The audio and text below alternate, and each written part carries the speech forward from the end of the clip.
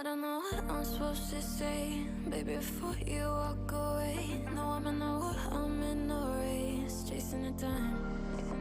I've been meaning to find a way to face that I'm not in a what just every day, trying to keep my head above the waves, staying alive. And I don't mean to be the guy, the one to push it to the side, and all the line and not the lie, you know. So when I leave your shit on red, and you're running cycles in your head, baby, I'm just trying to stay ahead. Ooh, just stay ahead.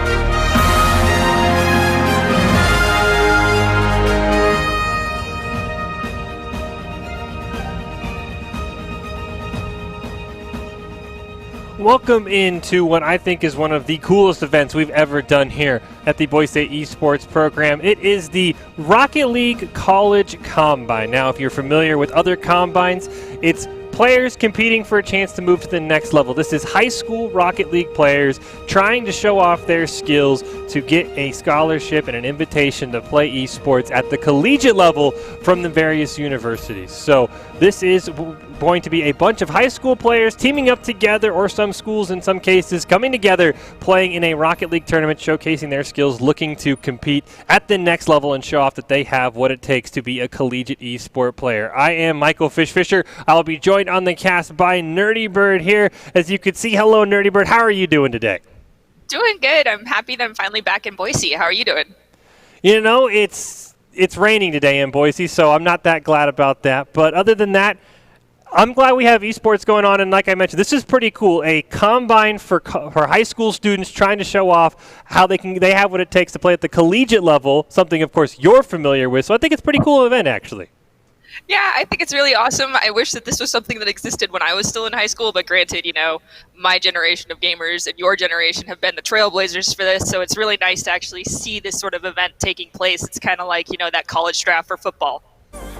And as we do see our first matchup here today, Rio Ranchers versus Team Frost here. So going to be very exciting. Nice little ferocious mascot there from Team Frost. And we're actually going to hop right into the game. The players, of course, very anxious to show off their skills. So we are going to hop right into it. Actually, 3-3 tie in overtime. Couldn't find a better way to start there. Lumi's going to put a shot on goal. Huge save there by Luo Pro. Able to knock that one away. Rio Rancho does have Tormented Waste, tries to set something up there. That one's going to be pushed away. Lumi, though, going to keep it alive for the Rams. Ball bouncing towards the midfield. Mute Life Gaming dribbling it in front of his own net. Pulls it away. One man to beat. Can he get it back in front of the net? No, he cannot. Great save there by Rio Rancho. Place it over one. Mute Life Gaming tries to center it as Lumi gets the demo. Tormented Way is going to be demoed himself, but a shot on goal, and cubing going to end this a minute and 45 seconds into overtime.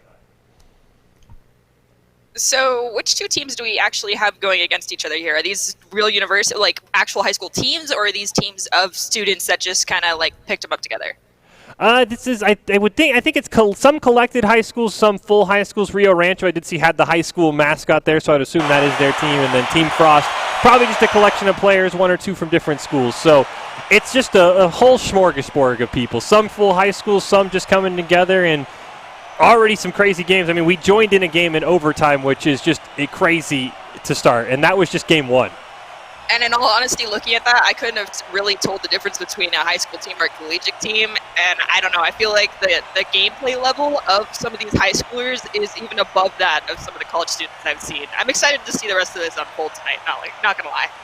Yeah, I mean, as you mentioned, we were sort of the trailblazers. We were the ones who kind of had to figure it out. These kids we've built the path for these high school kids, so they've had way more practice than maybe we've had. But yeah, that was some incredible gameplay there. Always love to see exciting Rocket League matches. Do believe this is a best of three, so does mean there's some quick turnaround. Does mean if you lose game one, you've got to be right back in it. You don't have a game to spare. So that's going to be something we got to watch out for, because right now that means Team Frost could be eliminated in just one more game. Yeah, but that's okay. I mean, we've seen Boise State teams come back from being down 2 games in a best-of-5 match sometimes and then go on to win 3 in a row. So I hope these guys just take a quick breather between these matches and realize we still have a solid chance of winning.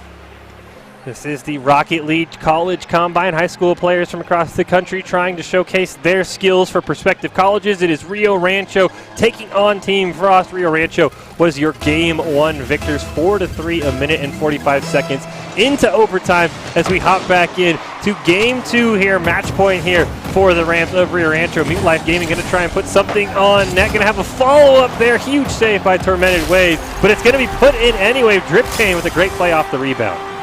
9 seconds into the start of the round, and there is already a goal coming out from Team Frost. Well done, guys. Nicely done. A great job on the follow-up there as we head in. Kickoff goals, sometimes very common, so we'll see if Rio Rancho can get right back in it. Going to be pushed over into the corner. Lumi there going to play it off the wall. Going to try and put it up for a teammate. Nice steal, though. Centering it up. Tormented Waves, though, going to be able to get that one up in the air. Tries to follow it down. Not quite able to land quick enough and spike it in the ground. Lumi trying to keep it alive. Pushes it over to Keyboing. Not quite able to keep it alive. Double commit there from the side of Rio Rancho. Mute Life Gaming going to take a hold of it. Tries to play it over one. Tormented Waves, though, able to push it away. Luo able to try and take a shot on goal. Open net.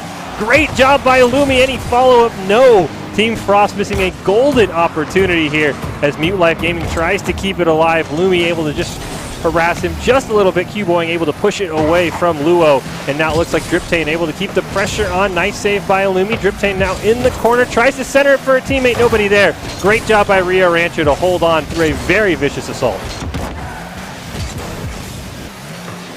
Okay, so in all honesty, I'm noticing way more aerial play coming from both these teams than I'm used to seeing, and I don't know if it's just both of them being like, hey, check this out, we can do things that you guys can't even fathom, or if this is just the next level of gaming that I'm anticipating for the next season of just so much aerial play I can't even follow the ball. Holy cow.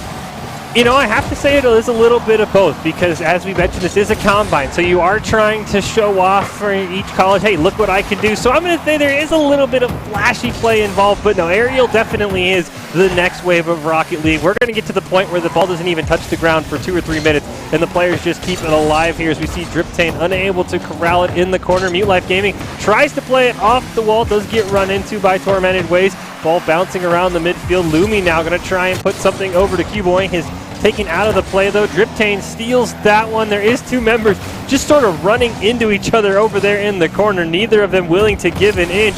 Is going to open up something for Mute Life Gaming, but doesn't look like anything's going to come of it. Driptane might have a shot on goal, but Tormented Waves able to dribble that one out, and it looks like a great job there by the, I think they're still sitting in the corner as Lumi scores. I'm just blown away that they did not move that entire time.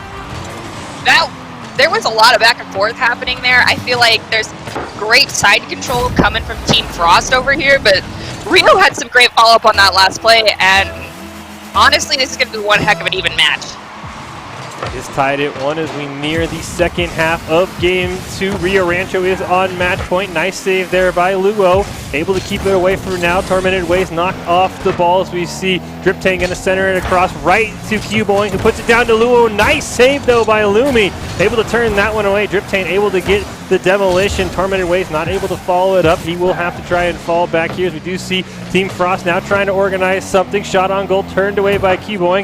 Now going to put something up in the middle there. Nice shot on goal by Mute Life Gaming, just a bit high. We'll see if Rio Rancho can find the goal here. Dribbling it down is Lumi, trying to center it up for a teammate.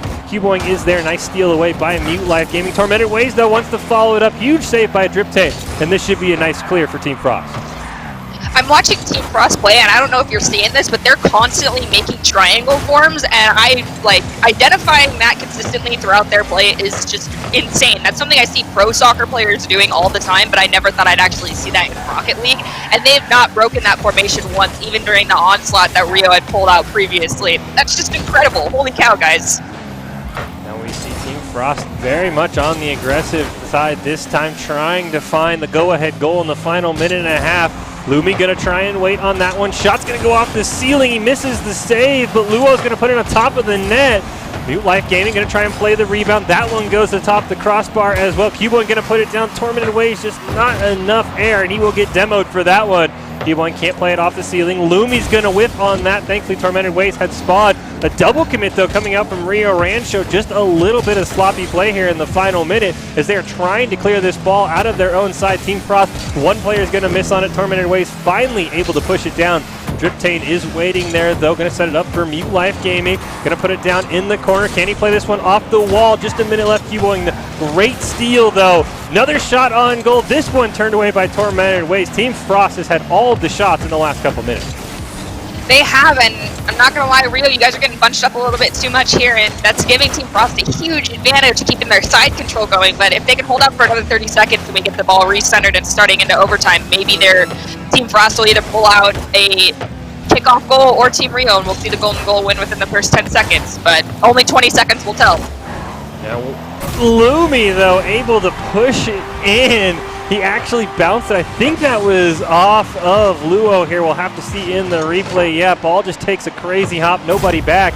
Now Team Frost has got 20 seconds to tie this one up.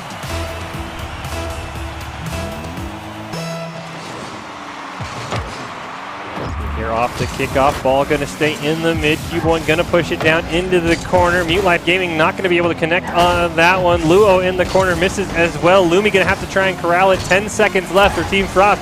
Will be the losers and potentially eliminated from this tournament. Mute Life Gaming trying to keep it alive. Game won't end until the ball touches the ground. Cube1 going to keep it alive. Tries to bounce it over one. Nobody there. Rio Rancho with an amazing come-from-behind victory. They score a game winner in overtime, and then the go-ahead goal with 20 seconds left here in the Rocket League College Combine. The Rams able to be victorious here. I mean, well played on both sides. Like I was saying, Team Frost, you guys had some great team play and some great formations. I mean, you were taking advantage of not just your boost play, but your positioning, and it felt like you really had the Rams on the ropes for a while. So just keep practicing, keep playing, because y'all have the skills to make it in the college leagues for sure. Yeah, I mean, that felt like Team Frost's game to lose. They were all over the place. It was just one crazy clear, and Lumi with a shot from the corner that's nearly an impossible angle 9 times out of 10. So, yeah, a very well-played game. And not to mention the first game went to overtime. That is the one thing I don't like about best of 3. Sometimes the matches are just over so quickly that this could be, if this was a best of 5, maybe Team Frost pulls off the reverse sweep that we talked about. But best of 3, Rio Rancho is going to be your 2-0 winners here to start off this college combine. But we have a lot more in store. If you're just joining us, this is high school players trying to show off for prospective colleges that they deserve to be able to get a scholarship, continue their esports career at the collegiate level, and it's been a lot of fun already, so you know you're going to see some crazy things. And as we talked about, Nerdy Bird, maybe some selfish solo play might come out because, hey, even if your team wins, only one of you might get a scholarship, so you got to look out for yourself a little bit. Yeah, you gotta get those flashy plays out, and I'm not gonna lie, I enjoy watching that aerial play because there's no way in heck I can pull that off when I play any Rocket League ever. Yeah, aerial plays is kind of where I quit, and once everything got off the ground, I was like, no, I'm done. I'm done. You guys keep playing. I'm gonna go find something else that doesn't require me to fly in a car because that's just too intense. So we'll wait to hear what our next game is going to be. As you see here, the Microsoft Rocket League Collegiate Combine hosted by Esports CCP. You can see the 4 schools on the left side of your screen. Bay State, Boise State, Concordia, and Marion Sabres are all the prospective schools watching for these kids. Esports scholarships offered, as you see in the middle of your screen there, and of course a big shout out to the sponsors on the right side. Yeah. Being told by production, in order for the schools, the colleges to participate, they had to say, you know what, there's a scholarship on the line as a prize money, you could say. So these schools willing to say, hey, you know what, if you're going to be able to win this, we will offer you a scholarship, something that is very, very cool to see. Very cool to see that esports are getting to this point where scholarships can be on the line for tournaments like this. So that's a lot at stake. I mean, we've talked about tournaments with prize money, but there's nothing more prestigious than winning a scholarship at the end of the day. I mean, I 100% agree. You know, when our teams recently have been traveling to go compete, or in general, most of these tournaments, it's like we're competing for clout, but now we're competing for actual scholarships. Esports is finally getting the recognition it deserves. Yeah, that's going to make the finals just absolutely insane if the players know that, hey, there's not prize money on the line. There's a scholarship to help you go to a university on the line. That is just absolutely insane. That's going to make a lot of high-stakes gameplay to come here in the Collegiate Combine. As we mentioned, high school players playing for scholarships from those 4 schools we mentioned right there. You can see them on the left-hand side of your screen. But going to be a lot of fun. Going to be some crazy plays, I'm sure. And as you mentioned, Nerdy Bird, really hard to tell some of the difference between collegiate Rocket League players and high school Rocket players. It's kind of insane how quickly esports has grown into being almost a mainstream thing from the collegiate now to the high school level. Honestly, I love it. I love how mainstreamed it is for a player to just, be picked up out of their hometown and brought over to a college and start. Because, you can immediately start the communication process with your teammates, even if you've never met them in person while you're still living across the country. Esports has that avenue for, streamlining this process, and we need to take advantage of that. Yeah, the other nice thing about esports is you can play it on a day like today when it is just pouring rain in Boise, Idaho, and you don't have to worry about getting wet. That's probably the nicest thing. I was drenched today just walking to the arena. I wouldn't have to worry about that if I was one of these players. Yeah, I saw that you were downtown, and I was a little shocked because I definitely would not have left my condo today. Yeah, my umbrella broke on the way in. It was just an entire disaster. So you know what? We've moved on from that, though, because we have Rocket League ahead of us, and the players are staying dry, and I am hopefully dry. If water lands on me, there's more issues than we have to deal with right now. So I'm just excited to see what the next match is going to be, because you cannot top a 20-second game winner and an overtime game, which was the first match we just saw. Okay, we say that now, but watch them just come at us with the next big flashy move that they can pull out the gate, and we're just going to be like, okay, what's next? What she got next? This has to be like a 4-team tournament, because eventually I'll be like, there's nothing I can see that will top it, and they'll just keep topping. I'll be like, stop, just stop. I can't go any further. We've done everything we can already do. So yeah, I'm just ready to see what we're going to see next. As you mentioned, we could see the next crazy play. We could see the next flashy player in the next game. So I'm definitely excited to see who's it going to be. Collection of some high school teams that we just saw from Rio Rancho. I'm assuming that is a full high school. And then Team Frost, just players who say, hey, you come from that school. Let's all put them together. So definitely a lot of fun. Always exciting when scholarships are on the line. You can't get much better than that. Of course not. And, scholarships renew. It's not like a one-time prize pot where they're just like, here you go. The scholarships come a little piece at a time every year, and it's like, oh, yay, money. So just keep that in mind, guys, and don't forget that there's always a chance to get scholarships later in the year, too. So try your hardest, show off, and be flashy. Exactly. As long as one of the colleges remembers your name, that's all you need, because if they say, hey, that guy was pretty insane, let's get him on our team, that's all you need. You just need one person to notice you. There's 4 schools here all watching, so only need one. That's all it takes, is you only need one school to notice you. And then you could be set, as you mentioned, you get the scholarship year for year. Hey, there's nothing better than free money that renews itself every year. I agree, and you're not even working. You get to play video games to earn this money, so it's just have fun and let me pay you for it. I don't see a disadvantage here. There's this, literally every child's dream, probably for the last 10 years, has been, how can I get paid to play video games? And now kids are being like, oh, I actually can't. See, Mom and Dad, I can get paid to play video games. I think it's one of the greatest things that's come out of probably COVID-19. I hate to say it, but I've been watching so much more esports on the mainstream, media branches coming out lately. I was watching Madden while I was home. I was very confused as to how that became super popular overnight almost, but it's still an esport, and I'm still thankful that we were able to survive. Hold on. Voice of production in your ear. Students are also receiving compensation for going to school and getting good grades. There are other things there, too. Carry on. I mean, yeah, it's still the biggest thing to brag about. You can just go to your buddy and be like, hey, I got paid to play video games and get good grades. What did you get money for? It's still a pretty fun little humble brag to all your friends. I'll just say that. Oh yeah, for sure. I mean, when people find out that there's esports at the college level, granted, I still have some friends that, I'm not saying this as an insult, but you'll live under a rock for not knowing esports has come out and been a thing for the last few years. My friends are like, wait, you guys have video games at your college? And I've been explaining it for the last 2 years. Yeah, it's a college thing now. We play it. It's fun. We have hosts. There's broadcasters. It's a huge deal. Hop on the bandwagon with me, friends. As you can see here, the Collegiate Combine hosted by Esports CCP. We see the four colleges, I do know how to count on the left side there. Requirement to be on that, to be one of those four colleges, you had to put a scholarship on the line and say, if whoever wins, we will give you a scholarship offer. So these schools stepping up and saying, let's just take esports to the next level. Let's start recruiting high school players, which is even more insane to me. When I found out Boise State had an esports program, I was like, oh, that's pretty cool. And now we're getting to the point where we're recruiting high school players. That is just mind-blowing. This has happened in like 3 or 4 years. It's just crazy how fast this sport has grown. I can't wait to see what's going to happen next, because this is already to a point that I would have never believed even like 5 years ago.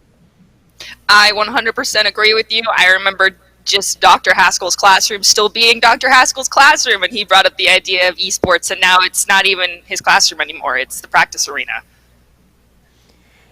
It really is mind-blowing how fast this has grown. It just, to me, is insane. Like, because when I went to school here, and I'll sound like I'm dating myself, but the thing is, I'm not. I was here in this decade, and we didn't even have an esports program at Boise State. And now we have a full-fledged esports program offering scholarships to high school students. That is how fast this has grown. That is incredible to me.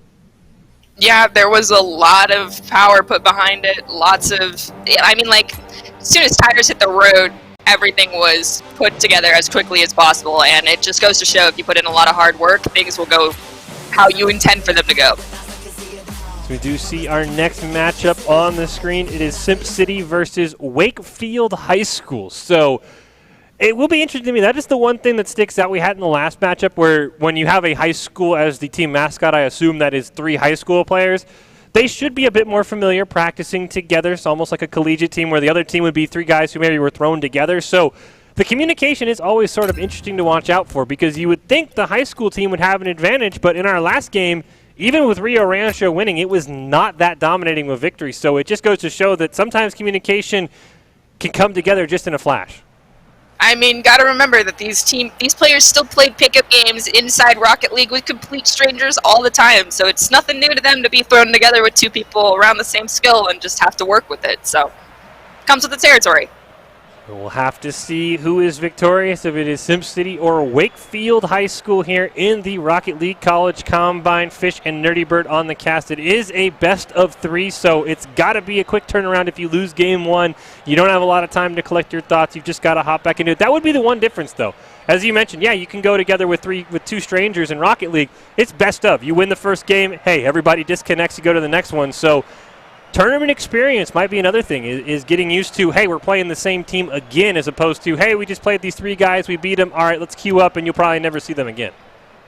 Yeah, that is very true. It's going to test your mental endurance. Your mental stamina definitely gets stressed a lot in collegiate esports, because people, we're going to go to practice and then go home, play on our own for a little bit, even though it's not required, we're going to anyway, and then get up, go to class, and repeat the whole process all over again. And some days you're going to play 3 games in a row. You never know. You just got to be ready for it.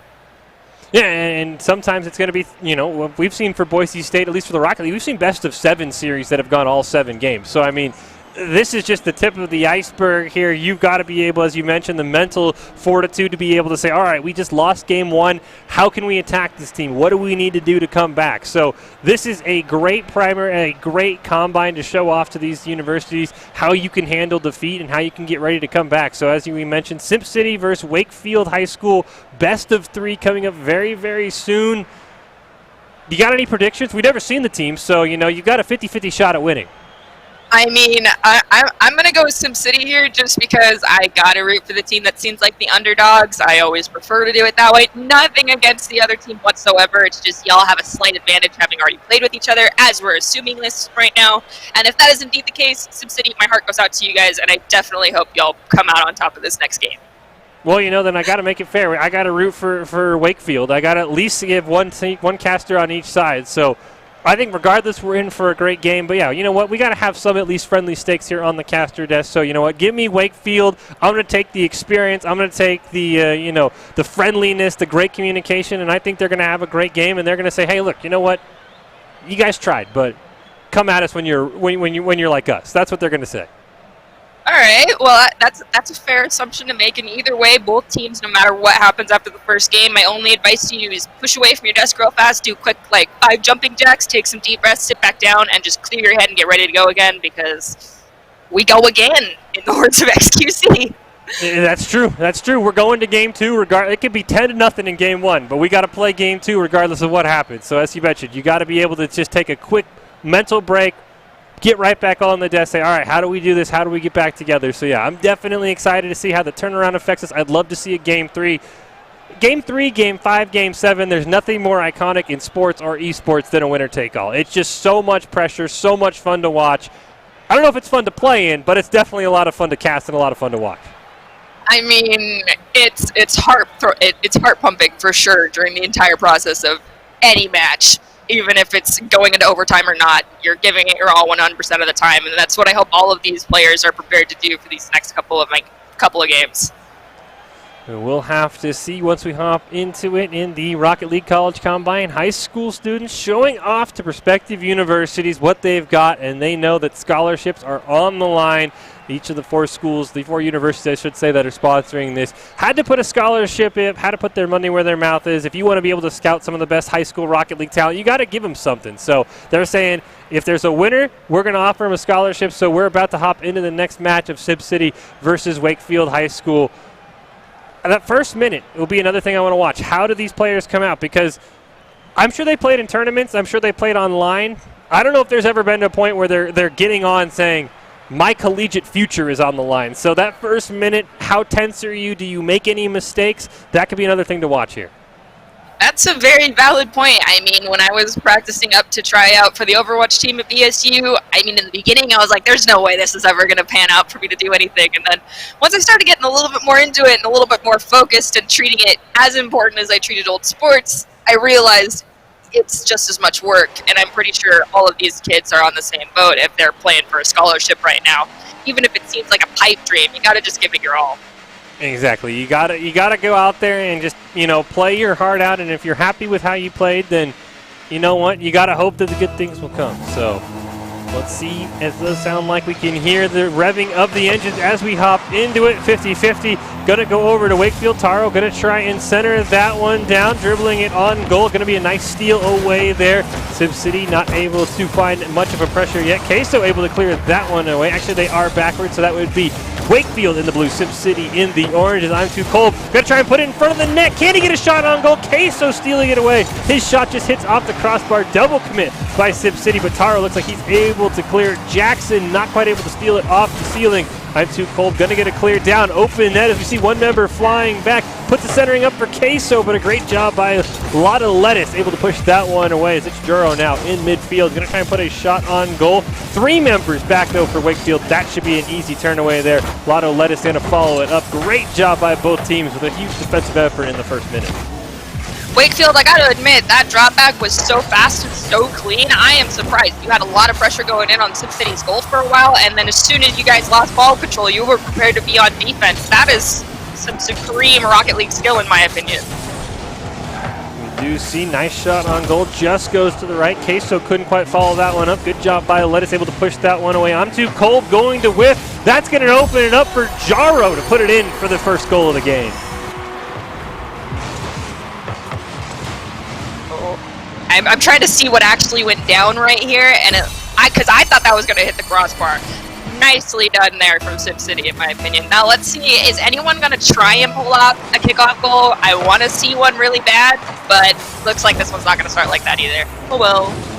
No, it does look like a great start, though, for Sib City. Lotta Lettuce nearly puts it in the back of the net. I'm too cold, just able to get a save. Jackson now dribbling it down, gonna lose it. It's Juro, gonna push it down. I'm too cold, waiting in the back of the net, able to corral that one. Not able to get around Lotta Lettuce, though, but Queso is there, puts it up for Jackson. He has an angle on the goal, unfortunately, just a bit high and just a bit wide. It's Juro, though, not able to corral it. Neither player getting a great corral on it there as it now shoots all the way down to the Wakefield goal. Nice demo on to Queso, the follow-up shot, and Lotta Lettuce gonna put it in for the second goal for Sib City. Nice goal, Sim City. I'm not going to lie, I was more focused on the demolition that took place because I always feel like that's dirty play, but nicely done, guys. Wakefield, I feel like you guys need to get a little bit more of your boost control going and keep that pressure going on Sim City. You had some great shots on goal. Just, You follow through on each other and have faith in your teammates. You can do this, guys. see, once again, Wakefield has definitely been the early aggressor. They just haven't always been able to recover after a clear. We see Jackson now dribbling towards the goal, able to corral it again, passes it back to Queso. Nice steal by Ichijuro. One man left to beat. I'm Too Cold should be able to corral that one. Ichijuro comes crashing in. A lot of lettuce, going to corral that one in the corner. Puts a centering up. Taro is there. Shot on goal turned away by Jackson. Ichijuro, though, in midfield, able to keep it alive for SimCity. Now we see I'm Too Cold push it down. Queso is there, but so is Lotta Lettuce. Able to push that one away. Ball in midfield. Taro and Jackson battling for it. Ichijuro pushes it down. I'm Too Cold sort of taking over that goalie duty there. Able to push it away. Queso rotating back. Misses on the ball, though, and Jackson going to have to make a huge recovery. Taro trying to center it. Not quite able to get it. Queso pushes it away, and Wakefield's defense starting to come apart as they look for a clear. And it looks like we got a lot of aerial play coming out from Wakefield right now, but SimCity is just jumping through them every chance that they get and just throwing the ball right back at their goal. It's kind of insane how much pressure we have coming out from SimCity, and I do believe that that is goal number 3 for SimCity. Indeed it is. Ichijuro in fantastic position for what was, I'm sure, an attempted shot, but ended up being one of the best passes I've ever seen. Puts it right in the back of the net, and Wakefield now down 3-0 here with 2 minutes left in game 1. Ichijuro nearly makes it 4-0 there. I'm Too Cold able to try and clear it out. Taro keeps it alive. Going to see Lotta Lettuce with a great dribble around. He's going to put it home. SimCity full control of game 1. Wow, the pace that these goals are coming out from SimCity is a little insane, but there's also a chance that Wakefield might be pulling a little, hey, let's just observe their gameplay for this first match and take a deep breath, don't freak out too much, and let's throw everything we have at them in the next round. But let's see, we've seen plenty of teams pull out 4 and 3 goals in a matter of seconds in these games, so I'm not going to discount Wakefield in this match just yet. Yeah, Rocket League is a game that is easy to score very quickly at some times, and sometimes it feels impossible to score like I'm sure it does for Wakefield right now. Ichijuro nearly putting another shot on net. Queso able to clear that one away. Taro going to put it on net. I'm Too Cold. Great job getting around his teammate. Might have a follow-up here. Lotta Lettuce. Great job on the defensive end. Now going to corral it. Going to dribble it down. Double commit by him and Taro. Ball goes over Queso. Hits the back of the net. Jackson forced to make a huge save, but Ichijuro wants to keep it alive. Another great save by Jackson, the MVP of what has been a not great start for Wakefield, but they still have a minute to turn it around. I'm Too Cold able to make that save. Queso now going to push it down. One man to beat for I'm Too Cold, but Taro doing a great job corralling that one. Jackson just ran out of boost, not able to get enough air on that one. I'm Too Cold, though, able to follow it up, dribbles it down into the corner. Taro able to corral that one. Queso will keep it alive for Wakefield. Lotta Lettuce, though, great job intercepting that one in the air. Once again, Jackson just out of boost, something that has not been in Wakefield's side, has been their boost control. We talked about it a bit earlier. Good job by Lotta Lettuce putting another shot on goal, and this has been a great performance for SimCity, trying to hang on to the shutout here with 30 seconds left. I'm seeing just so much back and forth play happening here, and SimCity is keeping just the perfect amount of pressure on that blue goal, but every time blue manages to get it across that halfway point, they have someone ready in the backfield coming through just to push that ball and clear it right back onto the blue side. Holy cow, the amount of control coming out from SimCity right now is kind of ridiculous. Yeah, they have not let up. A nice save prevented it from going to 5-0 there as we tick down. Should be a SimCity victory. We'll see if they try and put another goal in here in the final seconds. They will not, but they will still be your 4-0 winners here. Really setting a mesh in SimCity with a fantastic performance in game 1. I do agree. That was great. That was a fantastic game from both sides. But like I said, sometimes you just take a deep breath during a match and say, you know, this isn't the one, and you wait until the next one to throw everything you have at them. So, Wake. And I'm hearing right now that SimCity had 14 shots on goal during that, and Wakeham had 4. So maybe Wakeham can take that as their wake-up call and realize they need to be, you know, pushing the pedal all the way to the floor and throwing as much aggression out as they possibly can right now. I know that's kind of our no-no word, but I feel like right now, Wakeham, you guys need to get the claws out and get aggressive.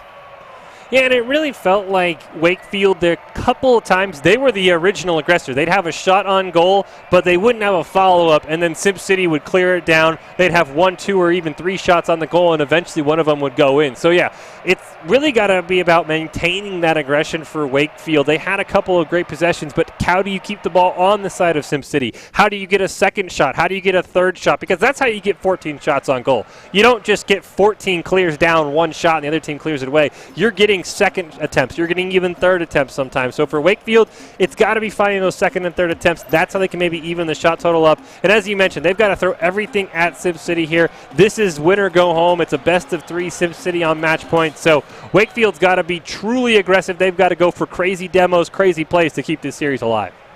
Yeah, show us what you got, guys. We know you can pull out some crazy tricks, and I want to see them. So I have full faith in both teams coming into this second match. It's played as a clean slate. It's 0-0. That's how you always got to treat these matches. Exactly right. You just have to forget about the past. You've got to have a short memory sometimes. Forget about what happened. Forget about any misplays you might have made.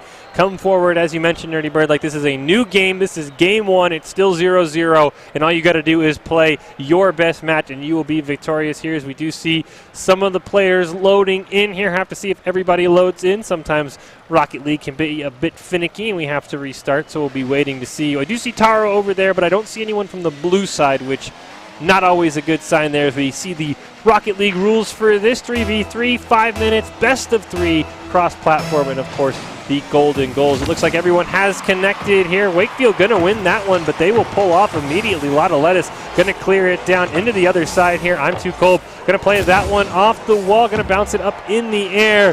Looks like Queso is there.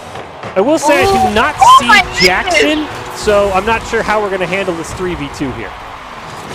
But this man just became a triple threat for himself. Not only did he clear the ball, he did his own rebound and scored. That was incredible, Sim City. Getting word in our ear that one of the players Yes, it sounds like Wakefield is down 1 player.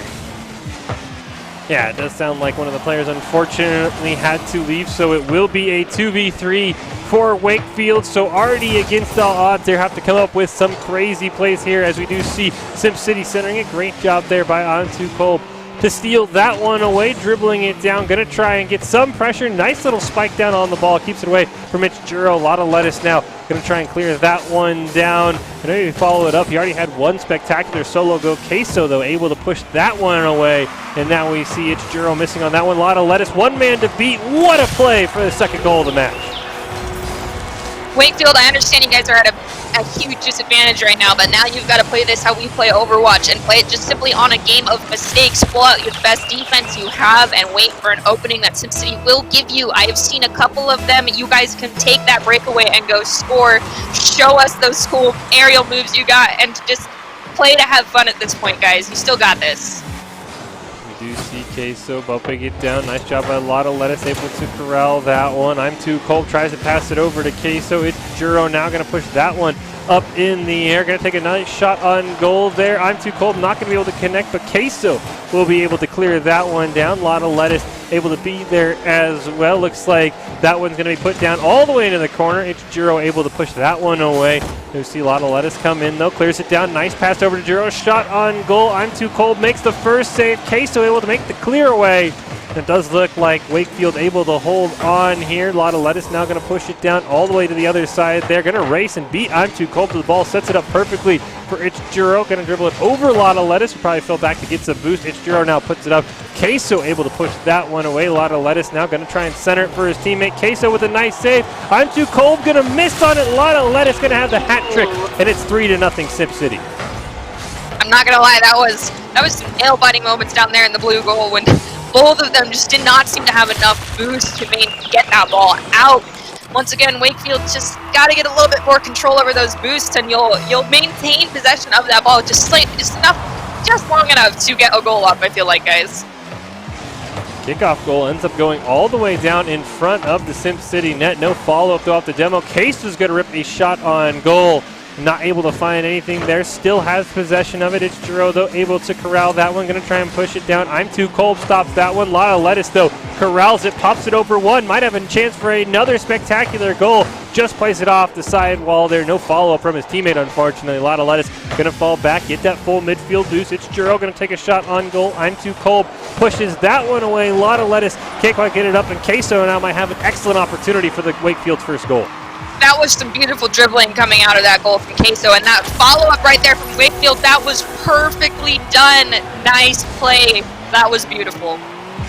Yeah, nice job there by Queso. As you can see, basically setting a screen on It's Juro, allowing his teammate for an open net.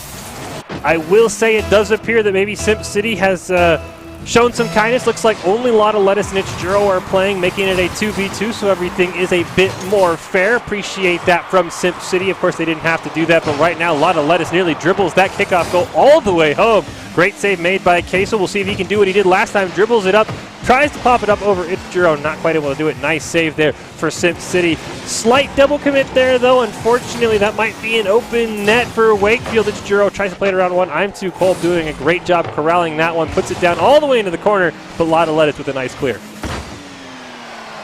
I'm not going to lie, Sim City, that was some great showing of sportsmanship, knocking down one of your own teammates so that you could be doing a fair 2v2. And honestly, this just makes this game even better, in my opinion.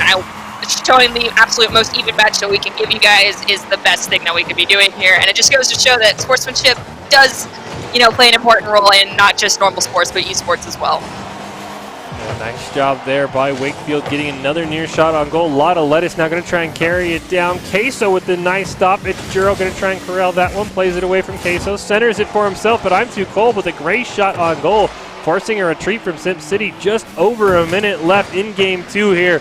Wakefield, if they can find 2 more goals, potentially forcing overtime here. They are up against it in this best of 3. It's Juro now going to try and dribble it. Knocked off his dribble by I'm Too Cold. Queso going to clear it down. This could allow Lotta Lettuce to make another spectacular play. He's had some crazy aerials. Spikes it down, and that's going home. Lotta Lettuce, all 4 goals. Holy cow, Lotta Lettuce, you are a triple threat.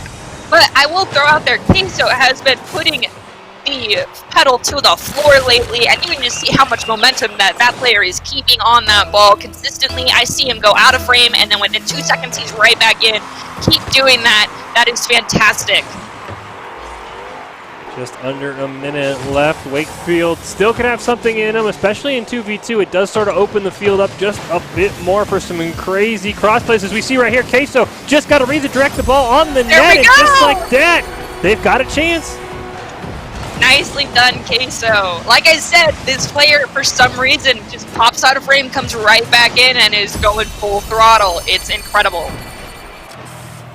Still 37 seconds left. Wakefield looking for 2 more goals here, trying to force overtime. 50-50, gonna go just on the side of Sim City. Lotta Lettuce, though, able to corral that one in the air. Plays it perfectly off the wall, down into the corner. It's Juro now gonna try and take a shot on goal. Good job by I'm Too Cold. Able to clear that one. Queso once again with possession. Plays the rebound perfectly, and there's still a chance. Yep, 22 seconds. That's more than enough time for Wakefield to pull out that extra goal and bring this into overtime. I believe in you guys. You got this. Nicely done, Queso. What was that, like 3 goals almost in a row? Yeah, I think that's at least 2 straight goals in the last 20 seconds for Queso, giving Wakefield a shot here to potentially force us into overtime. But Lotta Lettuce has something to say about that. Clears it all the way down into the corner. Queso going to try and dribble it over. Nice steal by Lotta Lettuce. I'm Too Cold plays it perfectly off the wall. 10 seconds left for Wakefield to try and find the back of the net. It's Juro going to put a shot on goal. Great play off the rebound, and that might end the comeback. Still, that was a hard-fought battle from both sides. Wakefield, you guys pulled it out. That was incredible, and who knows, we could just see 2 back-to-back kickoff goals. Anyway, I don't want to jinx the game yet, so we'll see.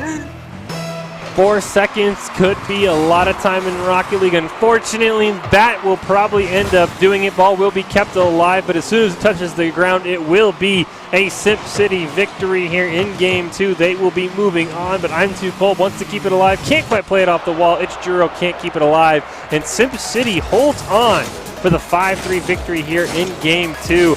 They will advance to the next round of the Rocket League College Combine. But big shout out to Wakefield. Had to have a player leave. They did not give up. They nearly battled back and just couldn't find that last goal that would have tied it and sent us to overtime. I'm Doc Haskell. I'm here right now with Ryan Hines. He is the I don't know what just happened. But all I have to say is Queso, my man, dude, that was incredible. That's the type of play I love seeing. I mean, you can't give up. You never can, and you definitely showed how important that is.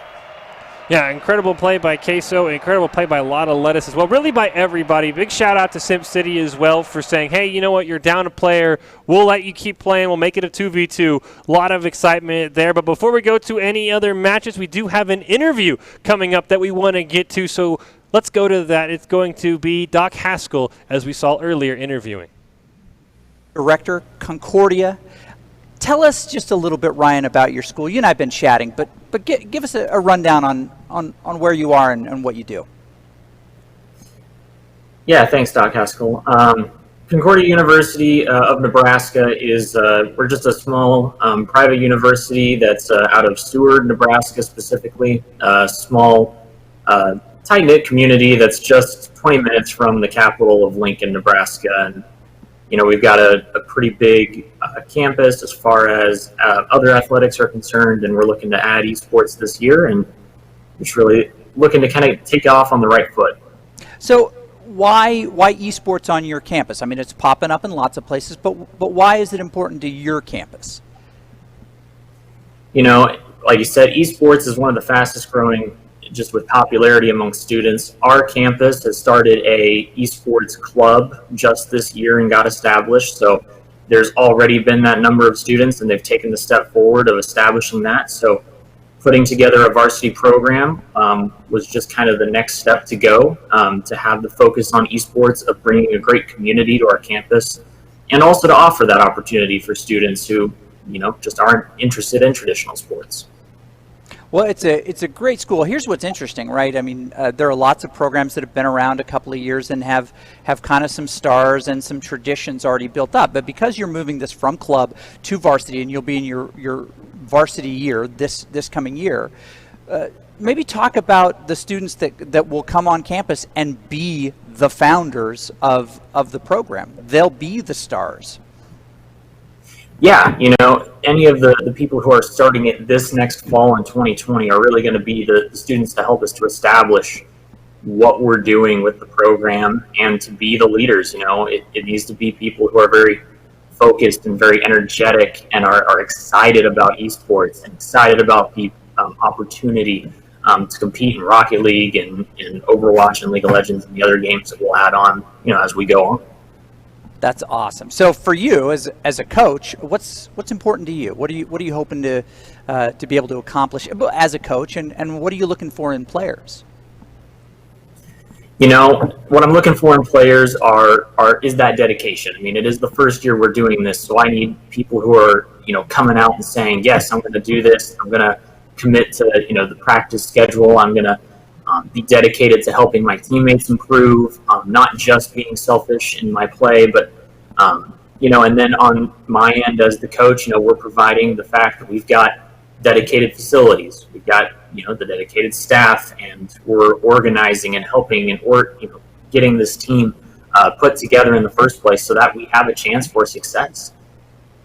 That's really cool. So for students who are considering Concordia, what are some of the benefits they're going to receive? I mean, you've already talked a little bit about dedicated facilities. Maybe you want to talk about that a little more? Yeah, we've got a dedicated esport lab where we're going to have a setup of 15 PCs. We're getting that all together this summer, so bringing new machines. We're going to have not only just our gaming PCs for our competitive games, but we're also going to have setups for streaming. We're going to have setups for video editing and casting, and making sure that not just the varsity players of the games will have scholarships to come, but we're also doing scholarships for those video editing and for the casting and all of the support staff right behind it. Just looking at you there, Doc Haskell, with your setup over there. That's the dream. Oh, this old thing? No, but I mean, seriously, you know, half of the universe of gamers are the storytellers. And so carving out and making space for those folks from the start, brilliance. I'm really excited for you guys.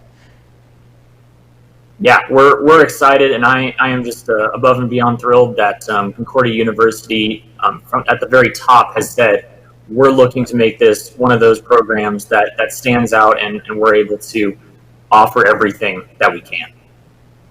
So I don't want to put you on the spot here, but you as a coach, every coach kind of has their own history, their own unique path to where they become director and an esports coach. What are your games? What's your passion? Where's your interest? My passion, I really love League of Legends. League of Legends is one of the games I've followed for a long time, but honestly, I've found myself, the more I'm not able to play as a father and a working in the real world, I've had a lot of passion for the students and really helping them to excel and teaching them what I know, and then going above and finding out what I don't know so that they can learn more. But I've been doing it for 3 years on the high school front before coming here into the college scene. So, just taking that big step into where I am now as the director for Concordia, Nebraska, and it's exciting. It's what I live for, is trying to teach them, and even in the games I don't know as well, like Overwatch, I can still help organize and help to really guide them where they need to go.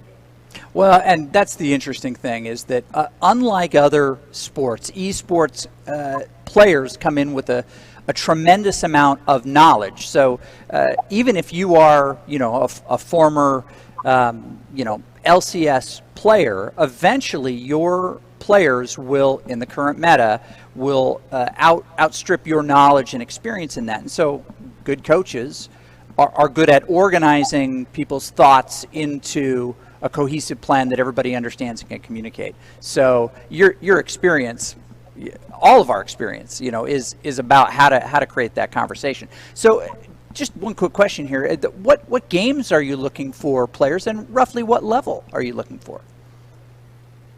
Well, right now we're just starting with Rocket League, Overwatch, and League of Legends. There is a massive casual Smash following on campus too, so we might be doing a couple Smash Bros events as well. But for now, we're just looking at anybody who's kind of willing to take the jump to come to the next level. I mean, I don't care if I'm looking for gold players. I know that even players on that level, when they work with a team and have that dedicated time, can improve. I've seen that at the high school level. I've got 7th graders that were beating up the seniors because they just took the time and they were able to hone their craft.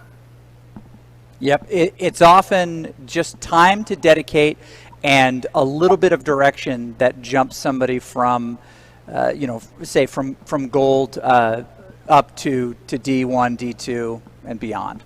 Yeah, it's great. Well, thank you so much. We'll get back to the action here tonight, but I hope that folks have an opportunity to reach out to you. It'll be great. Thanks a lot, Ryan.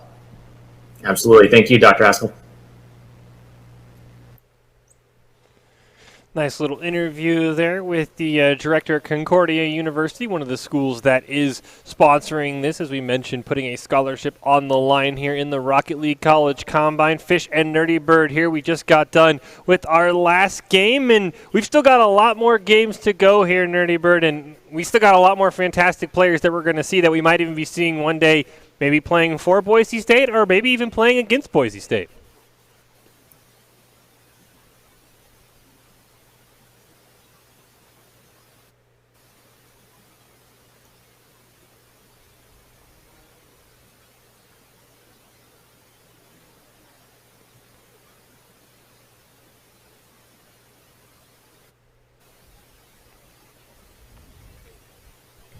Okay, sorry. Can you hear me now? Yes. Yeah, I think you can. Okay, so basically what I was mumbling on about is even if you don't make a team this year, you don't win this tournament and get a scholarship, there's always a second chance, guys. It's not like traditional sports where it's like you don't make it that first year, you're done for. You have plenty of opportunities. Don't give up hope. I mean, I started out on the club team myself. Granted, I had just started playing Overwatch then, but the skill I've seen coming out of these Rocket League players has been above and beyond that of some I've seen even at the college level. This is just insane, and I hope these guys keep chasing this dream no matter what happens today, because, there's just going to be more opportunities down the road. Yeah, and as you mentioned, even if you don't win this year, you know what? Go to a school, see if they have an esports program, You know, you might even end up being, as we kind of heard there from Concordia, they're making it this year. You might even end up at a school that in your sophomore year ends up making a Esports program, and there you are. So don't give up just if you don't win today in the Rocket League Collegiate Combine. It is hosted by Esports CCP, as we see there, Bay State College, Concordia University, Boise State, and Marion Sabres. The 4 schools that have said, you know what, we'll put a scholarship on the line, and that will go to the winner of today's tournament. So they've stepped up, but as we mentioned, even if you don't win, maybe reach out. Maybe they saw something they liked in you. Maybe even if you didn't win, one of those schools had their eye on you. So don't give up just if you don't win today, as you mentioned, Nerdy Bird, because this is still a growing thing. Esports is still in like its infantry at this point. So you still have ways to go. I mean, by the time, you know, these kids are a sophomore, esports could be in every school in the country. So don't give up just if you don't get a scholarship today. Yeah, I mean, at the end of the day, it's not just about the scholarships. If this is something you love doing it, keep playing, get better. I mean, the Concordia coach was mentioning how some of the kids that are, 7th graders are out playing the seniors, and it's a matter of how much enjoyment you get out of practicing and learning to get better.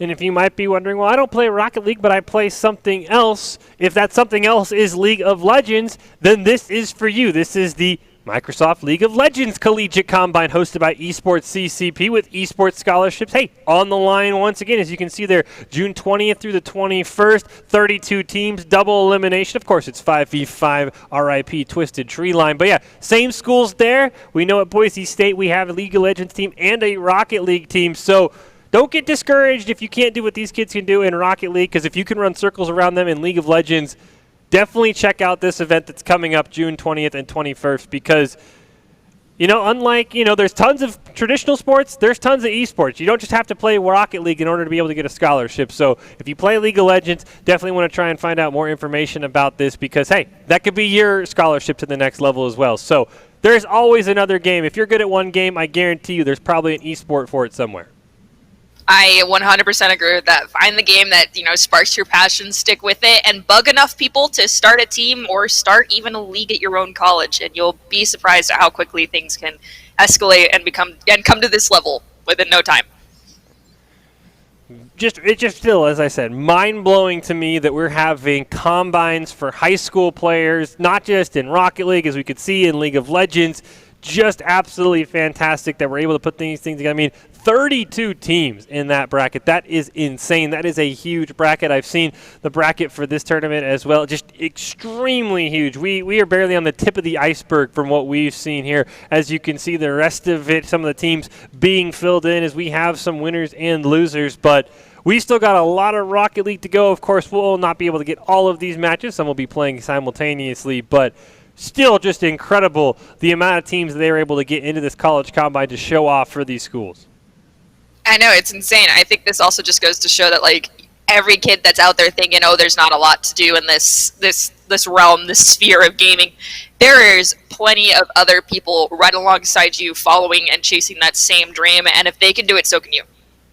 Exactly, as we see some of the team names, very creative, of course. I like RIP The Dream. We've been talking about that, always a fun little name. So I like some of the names we're seeing from some of these teams that, weren't in a high school, that they had 3 players that came together and hey, what's your name? All right, let's put it together. So as you can see, our bracket will slowly be filled out throughout the night until we get down to the championship, and we'll try and highlight at least one of the matches every round on the stream until we get to that championship with Fish and Nerdy Bird here. And I'm just excited.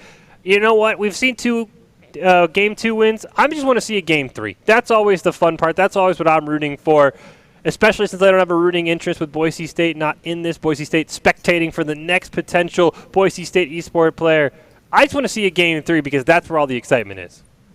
I do agree. I mean, that is at the maximum output from both teams is happening right then. Everything goes on the line in that one moment. There is no safety net underneath either of them. It's one mistake, one goal, and that's the end of it. And it creates just an atmosphere that, is so intense, and it's just a blast to watch in the cast.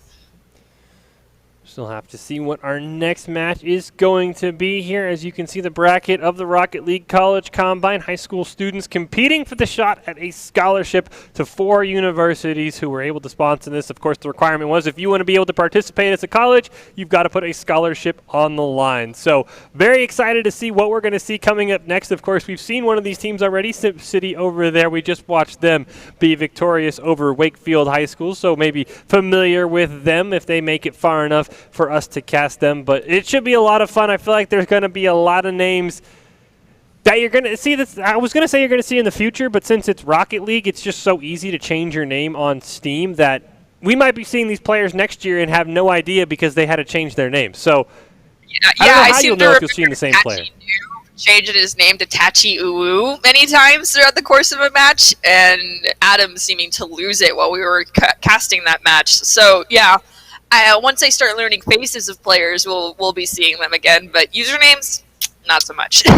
Yeah, usernames, you know, sometimes they're synonymous with that person, and then sometimes they just change them in the middle of the match and they end up popping off and you don't even remember what their original name was. I know we saw that in one of our Mountain West Rocket League tournaments where a player switched his name mid-tournament and absolutely went on a tear after changing his name. But nonetheless, I'm sure you're going to see some of these kids in the future. At least some of them are going to have a chance at a scholarship. As we see, our bracket has been filled out for the Sweet 16, and we do already see Bar Down has advanced to the Elite 8. So we've got a lot of Rocket League in store for us, Nerdy Bird, and it's only going to get more high stakes from here because the closer you get to the championship, you can start to, I guess, taste the scholarship, but please don't eat your scholarship. Please don't do that. That's not a good idea. That'd be a waste. But it looks like we're actually going to be possibly watching SimCity again going against the Toasters, and I don't know if I want to vote for SimCity again just simply for the fact that Team Toasters, like, your name literally circles around food, and I love food, so I'm going to have to start rooting for them.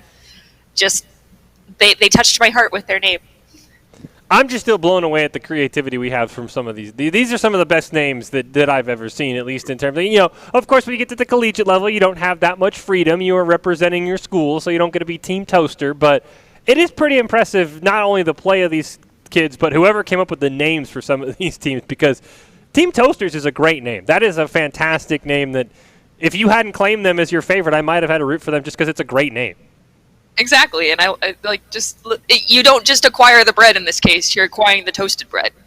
Exactly. But we'll have to see if we see that. We'll have to find out who we are going to be watching next on the stream. As we mentioned, the bracket has narrowed itself down to the final 16, and some games being played, of course, back and forth. Because we'd love to watch every game. We'd probably be here all night if we had to watch every single game. We would be, and I would like to be able to eat dinner, guys. I'm really sorry. Yeah, we don't want to hold anyone from eating.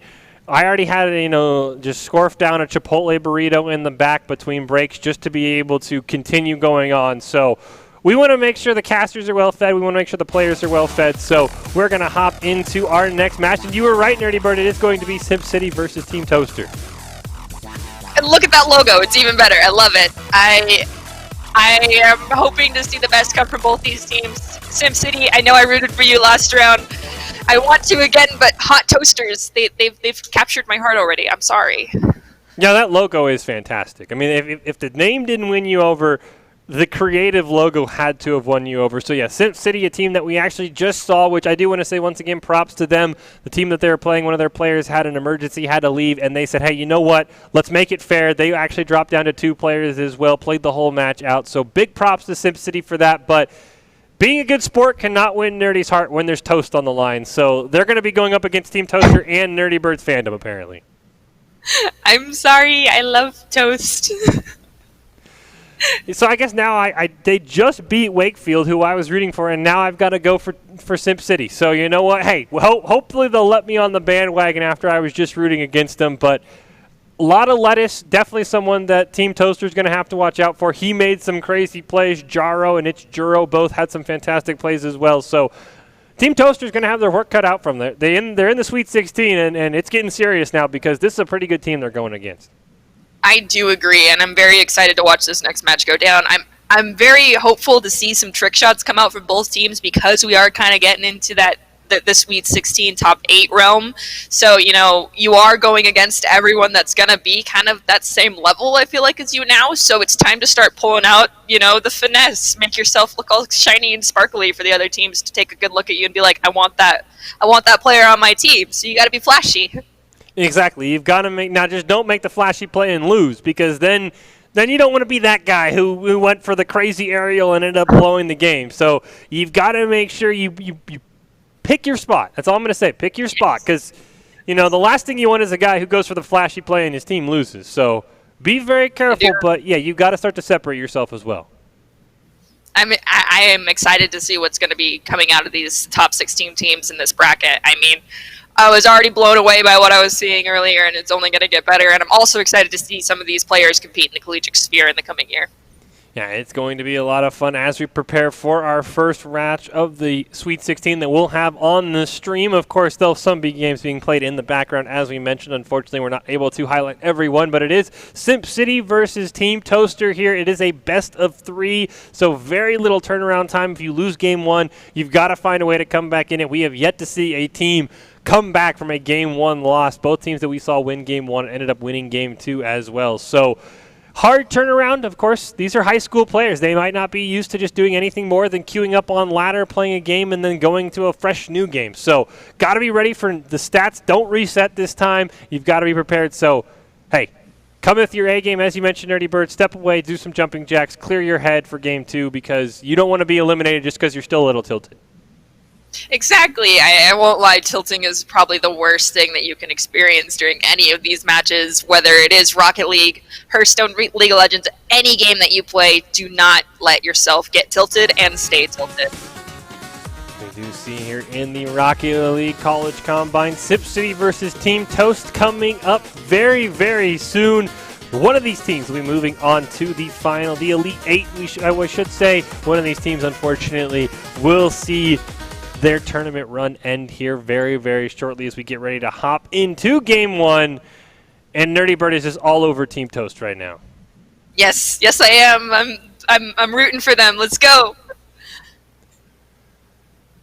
See the players start to load in here. Of course, we'll see the familiar names of Taro, Ichijuro, and Lotta Lettuce on the side of Simp City as we see our rules here. 3v3, 5 minutes of regulation, best of 3, cross-platform, and of course the golden goal where once we get to overtime, it is first team to score that wins. Good job there by Simp City. They are able to push it down. Taro able to center it right in front of the net. Ginger able to get a good clear. Lotta Lettuce now retreating back. Looks like Bright Destiny's able to try and dribble that one down. Ichijuro now puts it down into the corner there. Great job clearing it down by Ginger. Very back and forth start to this game.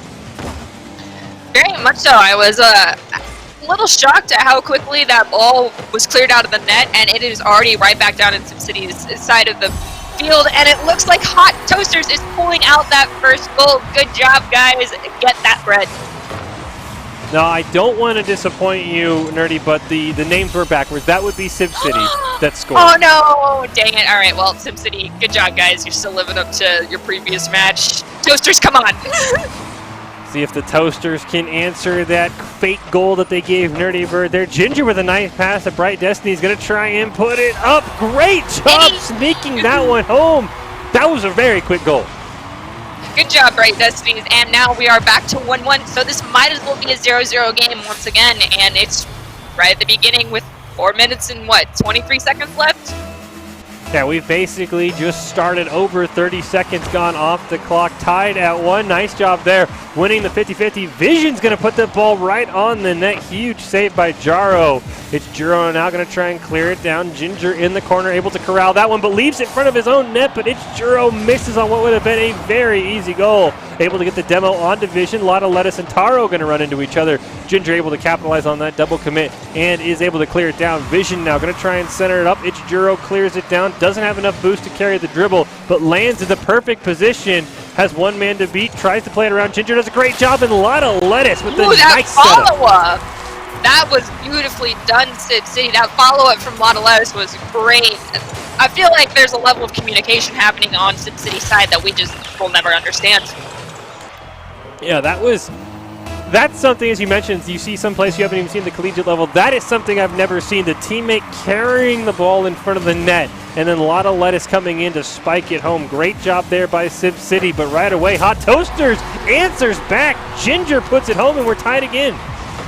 Holy cow, this is by far the most back and forth we've seen thus far in this tournament, and it is gorgeous. Good job, guys.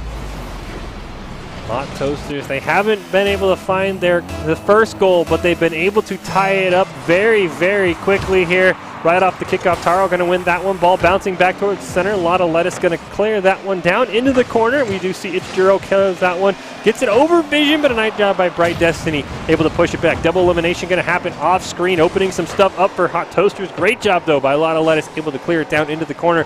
Vision is there, but takes just a little bit too long with the ball. Ginger forced to make a nice clear, but Ichijiro in the perfect spot. Gets the full boost. Can't quite play it around Bright Destiny. Taro still there, not able to corral it, and Hot Toasters holds on.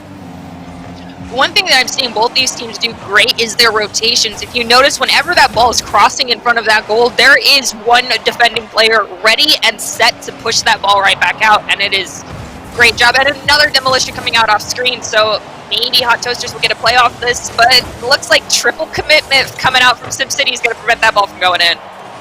Yeah, unfortunately, Hot Toasters couldn't corral that one after the triple commit. A lot of lettuce going to get the demo, but it is going to lose the ball, allowing Ginger to corral it. Takes it down into the corner. Ichijiro in a perfect spot, but Bright Destiny shot just to the left of the net. Bouncing in front, good clear by Lotta Lettuce. Ball goes all the way down. Bright Destiny easily able to corral that one. Taro going to put some pressure on it, though. Steal it away, has it in the corner. Can't quite get around Ginger. Bright Destiny able to corral that one. Ichijiro with the nice steal, but Vision going to clear that one down over Lotta Lettuce, who has to retreat, but he should be able to get this ball, whip on it, but now Vision can't beat him to it, and it's a clear back.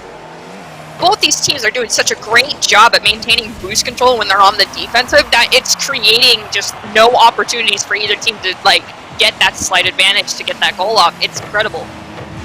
Nice job by Ginger putting the centering touch on. Ichijiro able to clear it out. Lotta Lettuce loses his dribble to Vision, but corrals it still in the corner. Bright Destiny tries to put it down onto the side of Sim City, but unfortunately he gets beaten off the ball there. Lotta Lettuce able to corral it in the corner. Nice save for him. Vision now going to try and center it up. Nice shot on goal by Ginger. Ichijiro, though, back in the net. Lotta Lettuce going to put it up. Bit of a miscommunication, though, as Jaro just kept driving. This could open up something for Hot Toasters. Ball gets put up. Taro and Ginger collide. Ball still by the Sim City net. Ichijiro finally able to get it away. Ginger put a shot on goal. Lotta Lettuce able to corral it. Brief double commit. Sim City barely able to hang on as once again Bright Destiny down there in the corner. Finally, Taro gets a clear, but Vision is there. Hot Toasters not relenting, just keeping the ball on the side of Sim City. Sim City still trying to find a clear. It looks like they finally might have had a chance here. I think that's almost 40 seconds that this ball has stayed down in this bottom corner. Holy cow, Hot Toasters, a way to keep that pressure going. But I feel like maybe one of these teams needs to take a quick back off and realize that they're losing control for one reason and fix that, because I'm seeing it, but I'm not going to say it out loud right now. Yeah, good job here by Sim City. We talked about saw them put 14 shots on goal earlier, and Hot Toaster giving a taste of their own medicine, but Lotta Lettuce playing ping pong down there, able to sort of knock it in a ricochet effect. That was gorgeous. Beautifully done. Lotta Lettuce. I expected nothing less coming from him, in all honesty, or her. But great, nice shot on goal, great follow-up.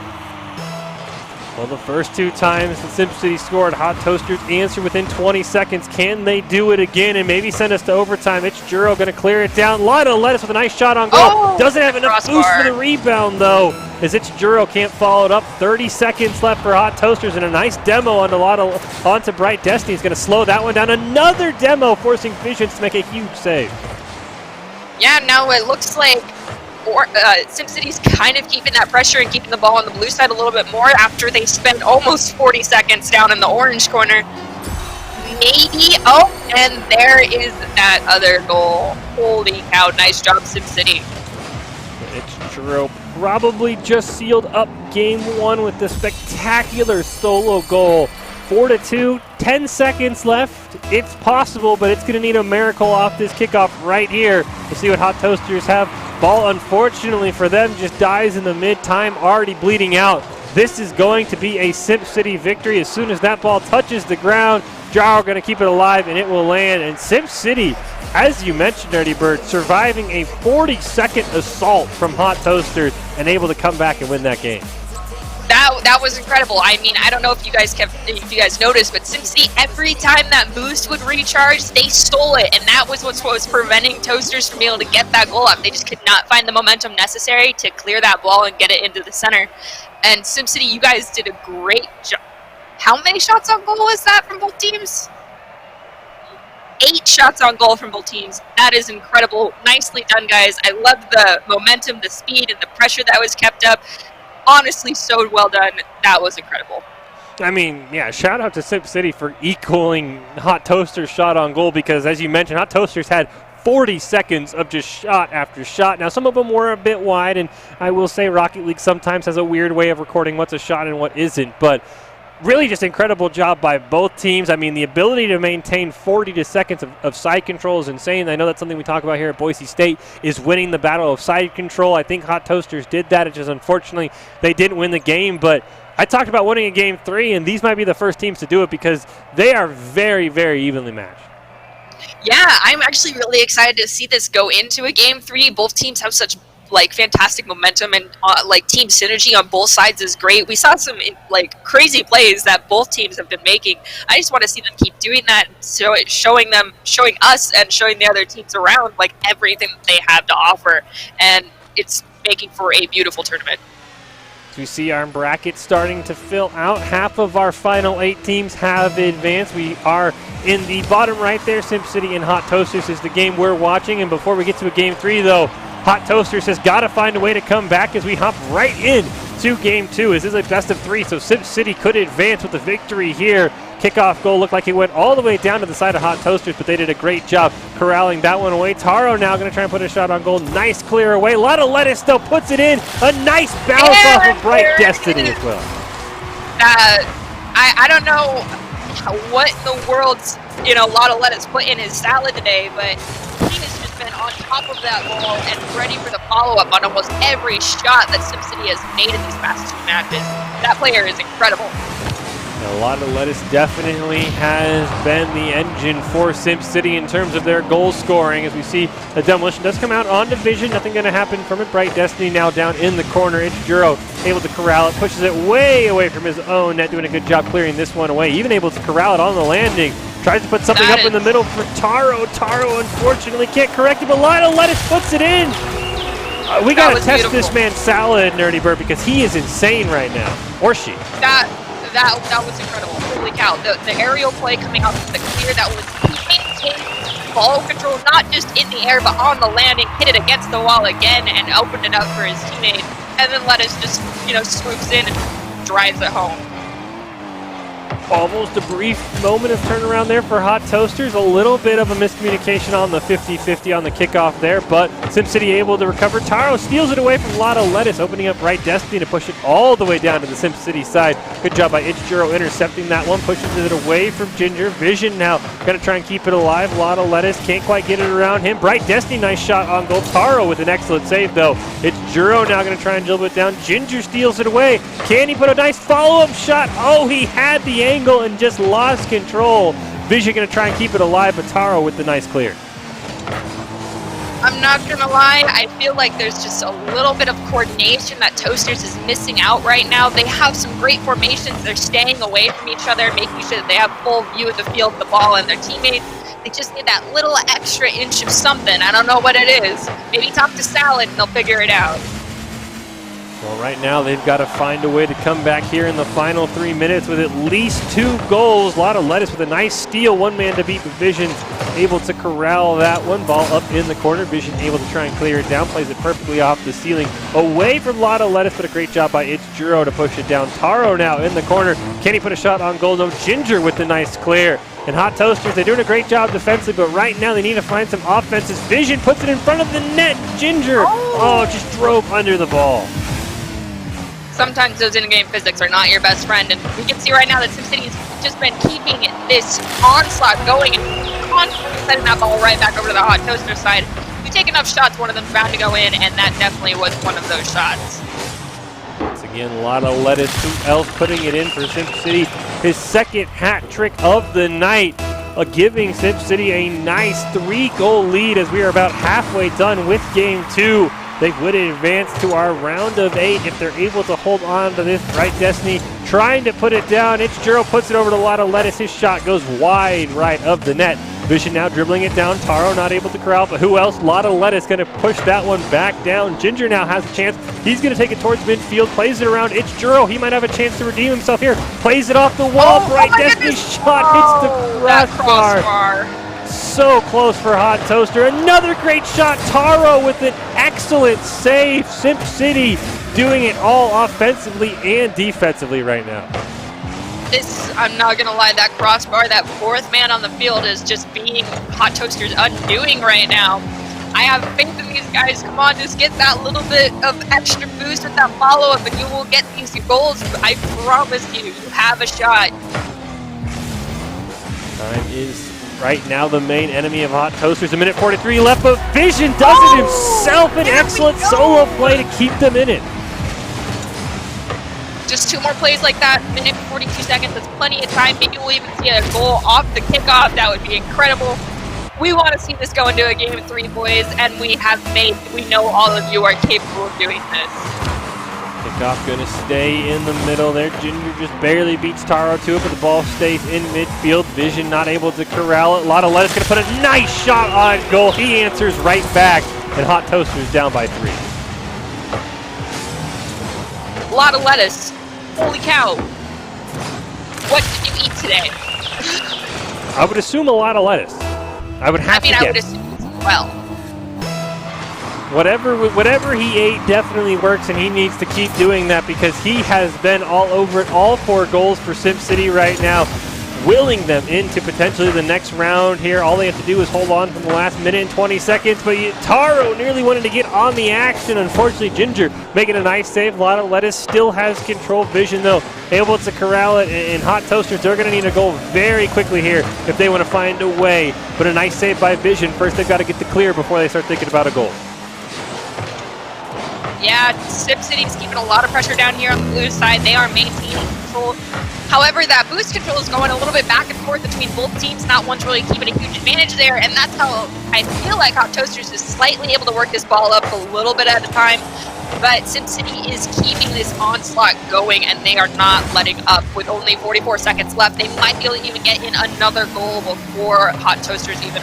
Oh, and before I even finish that, Ginger swoops in and scores. That is 2-4.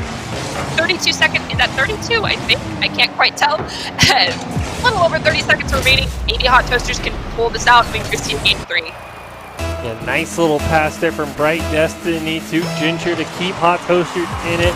38 seconds left on the clock. Kickoff, though, going to go right back towards midfield. Bright Destiny going to put it down towards the corner there. Lotta Lettuce intercepts it, passes it up to Ichijiro. 30 seconds left. Demolition coming on to Lotta Lettuce. A brief 2v3.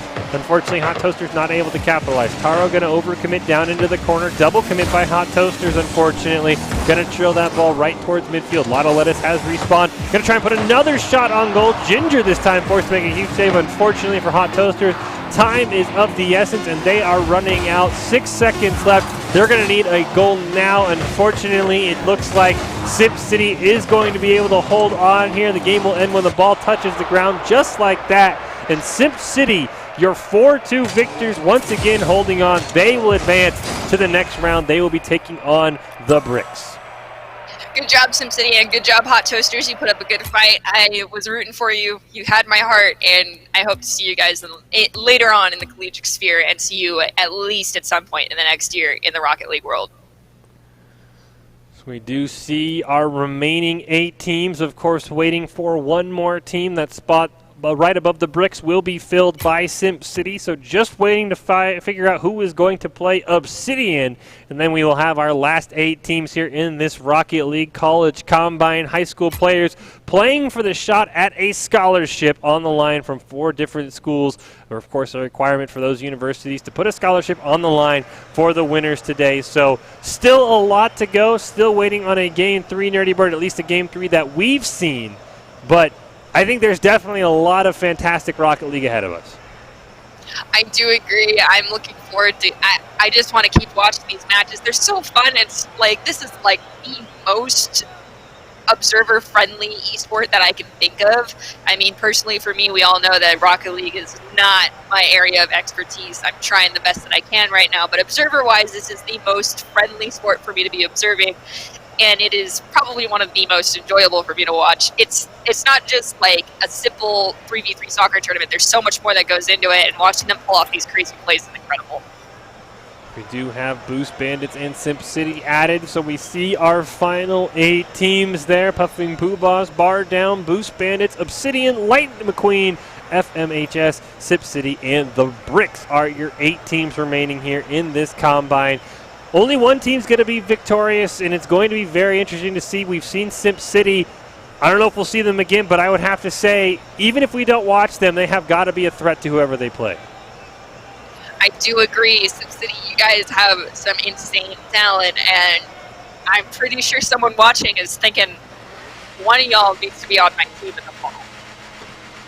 We see here the rules. It is 3v3, 5 minutes, best of 3 cross-platform and golden goals. It looks like we are loading right into the next match here between Boost Bandits and Obsidian here. 2 teams we haven't seen. Hi, I'm Race, going to try and put a centering thing in there for Boost Bandits. Jay not quite able to follow that one up. It will be cleared away by Kate Frost. Ball down into the corner. Hi, I'm Race trying to clear it out. Nice demo. They're going to go see another one on to Duber, unfortunately. So the double demo. Flames trying to clear it. Another demo from Jay. And this is already turning into a very, very physical Rocket League match. Yeah, that's a lot of carnage coming out from both sides. Right out the gate within 30 seconds, 2 demolitions. Let's see how many more we get before we get the first goal. And even trying to make the clear, Obsidian didn't quite make it in time. Boost Bandits is coming in with the first minute of the match with the first goal. Nice job by Jay. Dribbled in. Duper not quite able to get the save there. Boost Bandits starting off with the early lead there. We'll see what Obsidian can do on the kickoff here. Ball going to stay in the midfield there. Can anyone get a follow-up? Flames will get it. Shot on goal, easily turned away by Zin. Duber able to corral it just a little bit there before Jay going to clear it down. K-Frost going to put it still right above the net. No follow-up, unfortunately. High Race not able to corral it. Neither is K-Frost. Finally, Race able to get it now, racing down towards midfield. Flames going to dribble him off that one. Duber going to put it down. Zin, though, clears it right back towards the goal. We'll see if we can find a clear for Obsidian. K-Frost is there. Pushes it all the way down. Intercepted, though, right back towards midfield. But Duber with a nice shot. A huge demo by K-Frost to tie it up. That was one dirty play. Like, nicely done, the demolition to clear out the goal for your own teammate. The carnage, you are definitely, Obsidian's coming forward and being like, I will throw everything I have at you to allow my teammates to make this goal, and they did. Something, of course, you always love to see. Sometimes the highlight isn't the goal itself, but the team play and Zin right off the kickoff. He puts it home. Boost Bandits upset about that goal. That was beautiful. That little touch was all it needed. Yeah, you can see some crazy goals off the kickoff. Boost Bandits right back in the lead. We'll see if anything crazy happens off of this one. Hayam Rafe able to corral it, puts it down. Nice job by Duber, able to stop that one. K-Frost going to get it, trying to play it off the wall. Just enough boost to center it up for Duber. Tries to center it up for a teammate again. Unfortunately, Flames just a bit behind that ball. Double commit for a brief moment there. Duber and Zin both going to miss. Jay going to clear that one out. Down past Race. Flames not able to get it either, but K-Frost there. Runs into his own teammate, losing the dribble. Going to have to corral that one. Duber misses on it, but Flames able to push away from his own net.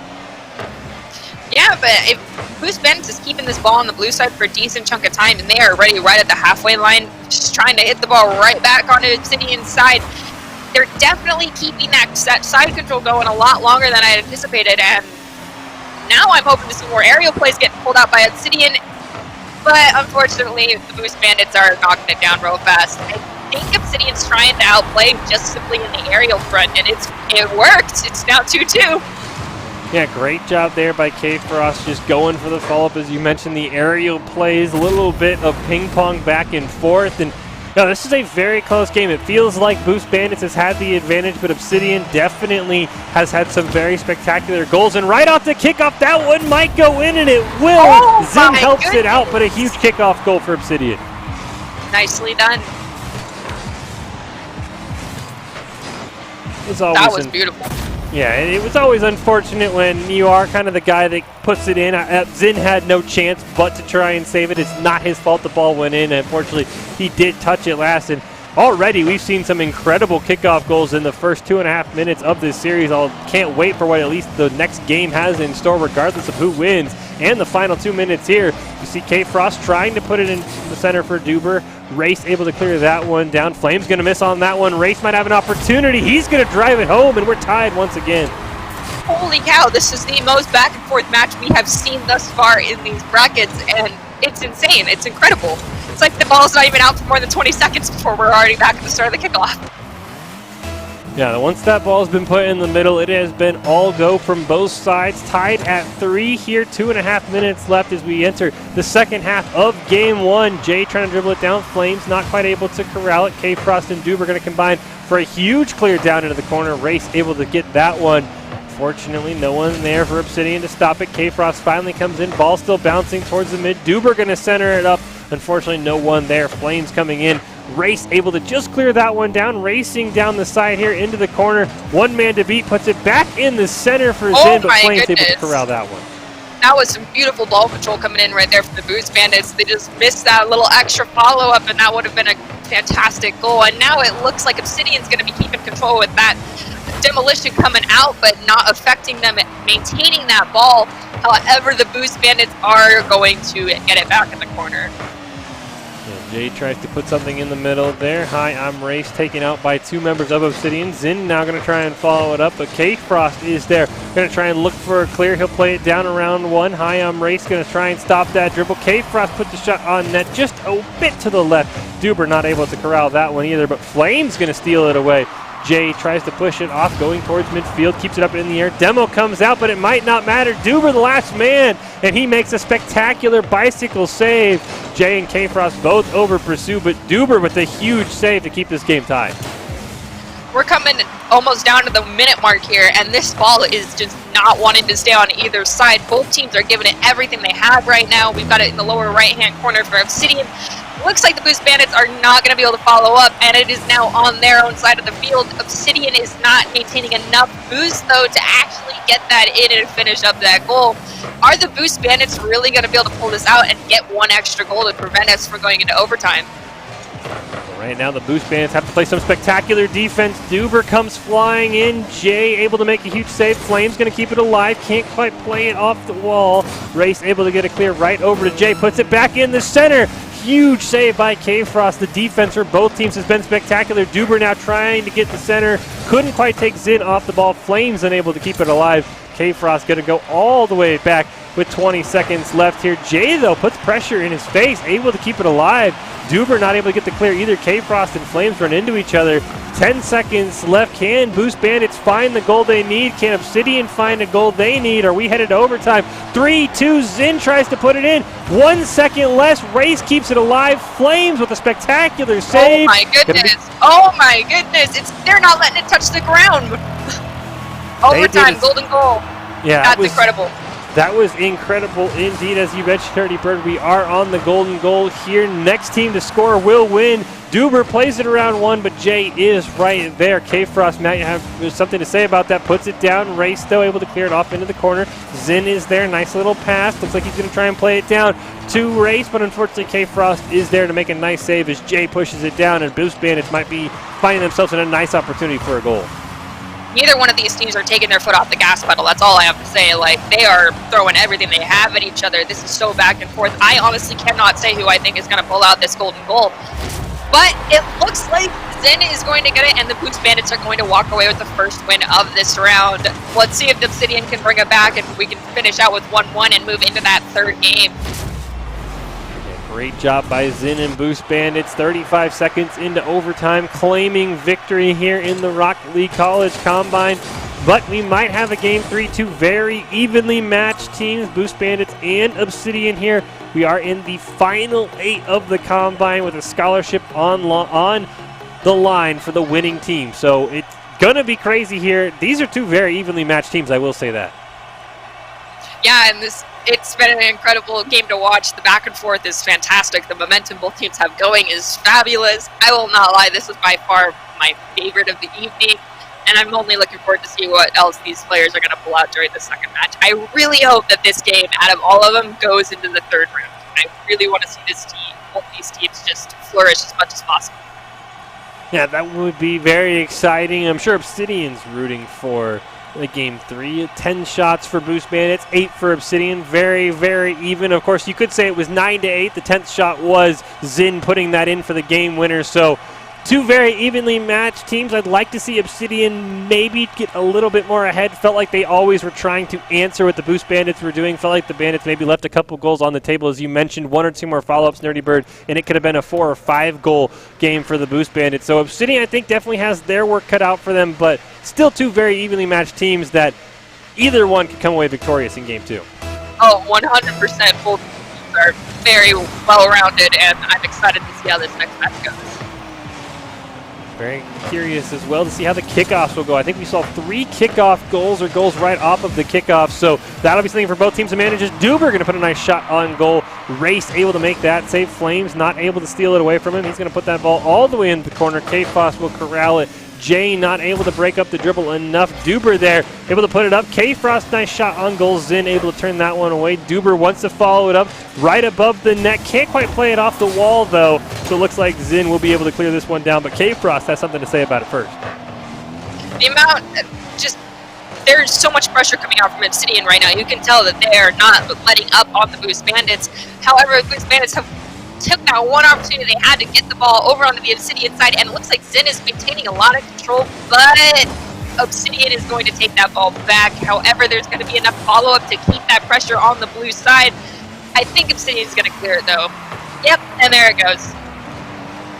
Nice job there by Boost Bandits, getting a immediate clear as well. Flames now corralling it in the corner. Jay trying to set something up for Zin, the hero of game 1, strikes again, and the Boost Bandits have the lead. That was a great pull through on Zin's part. He just kind of sliced right in. I want to hear these teams' comms so bad just to hear what it sounds like. The communication and how fast it's going for both sides must be incredible right now. Well, we'll have to see. I'm sure Obsidian, maybe the panic starting to set in just a little bit, realizing their tournament lives could be on the line here. They've got to win this game to force a game 3. Zin nearly dribbles it home again. Race comes racing in. Unfortunately, great job there by K-Frost, able to save that one. Jay going to steal it, though. Tries to put something on net. K-Frost pushes it just enough away from Zin, but he might have enough boost to do a rebound. He will not. Race, though, tries to play that one off the wall. He will corral it. K-Frost not able to get the clear. And right now, Boost Bandits has all the pressure in game 2. Yeah, Boost Bandits, they're keeping that side control and the boost control happening right now for sure, and not letting that ball leave the Obsidian side of the field. Obsidian's going to have to get their bearings about them here quickly and figure out what they're doing wrong and fix that, or this could be the end of the road right here. And we see Jay come in with that beautiful centered shot on goal. Yeah, just a great shot from right outside the box. Puts it in a place nobody can get it. That's what the Boost Bandits needed. A 2-0 lead here in game 2. 3 minutes away from advancing to the final 4 of this college combine, but that's still 3 minutes left for Obsidian, who nearly scores off the kickoff. K-Frost almost put it home. Zin with a huge save. Flames able to break up his dribble, but Jay's going to keep it going. K-Frost stealing it away. Tries to put it down. Race, though, in a perfect position. Duber not able to get it.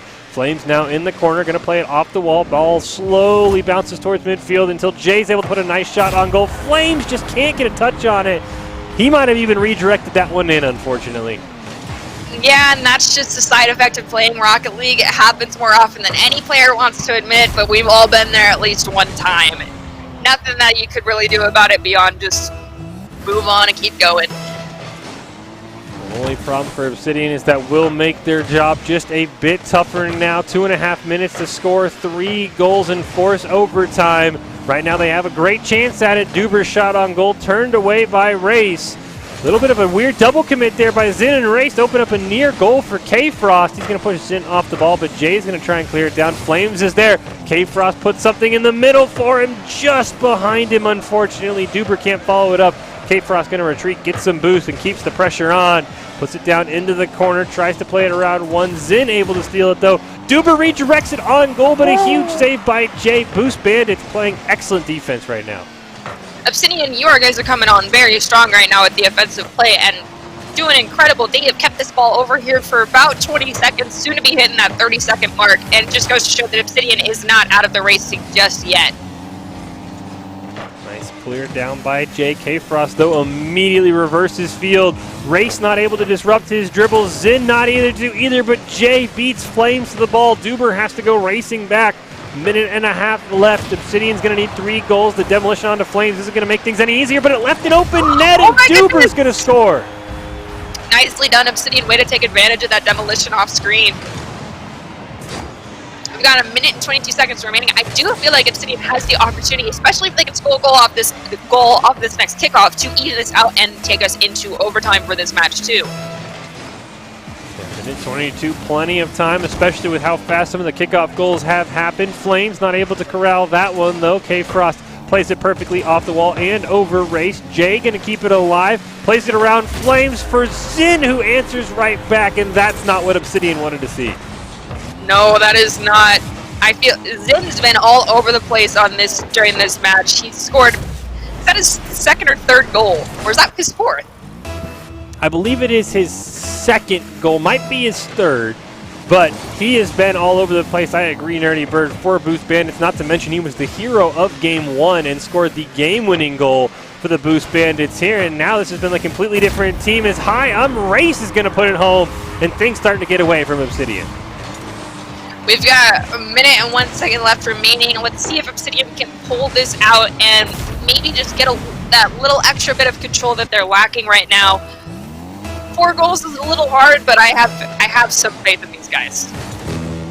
4 goals in a minute would definitely leave a mark on this tournament. Unfortunately, off the kickoff, nothing going to come of it. Flames losing control there. Double demolition right in front of the net. Unfortunately, going to open up high on Race right over to Jay. That's a hat trick for Jay. And Boost Bandits well on their way to wrapping up this series. Yes, they are, and it looks... Oh, look at all those hats raining down. That's well-deserved. And anytime you score a hat trick, we should honor you. That definitely needs to be honored. I do agree. We'll see here if Obsidian, we talked about 4 goals in a minute. How about 5 goals in 40 seconds? We'll see if they can at least get their second goal. Demolition going to come on to Flames, unfortunately, making it just a bit tougher. Shot on goal. Nice save by Flames right off the respawn. Duber going to try and push that one away from his own net. 30 seconds remaining, and this could all be a sure but a Boost Bandits victory. But right now, Obsidian trying to get at least 1 more goal. Hello, I'm Race, going to be able to steal that one. Zin, though, going to bicycle kick it back towards Jay. Great little play there. Jay plays it over 1 right to Race. Shot on goal just a bit wide. Follow-up not going to be there. 9 seconds left. Boost Bandits can punch their ticket to the Final Four. They are going to be headed to the next round. We'll see if anyone can score in the final seconds here. The game ends when the ball touches the ground. K-Frost going to try and keep it alive. Nosedives right into the ground. Race, though, maybe wants that 7th goal for his team. Duber able to clear that one away. Everyone will let it touch, and Boost Bandits will pull away in the last 2 minutes, and they will advance to the round of 4.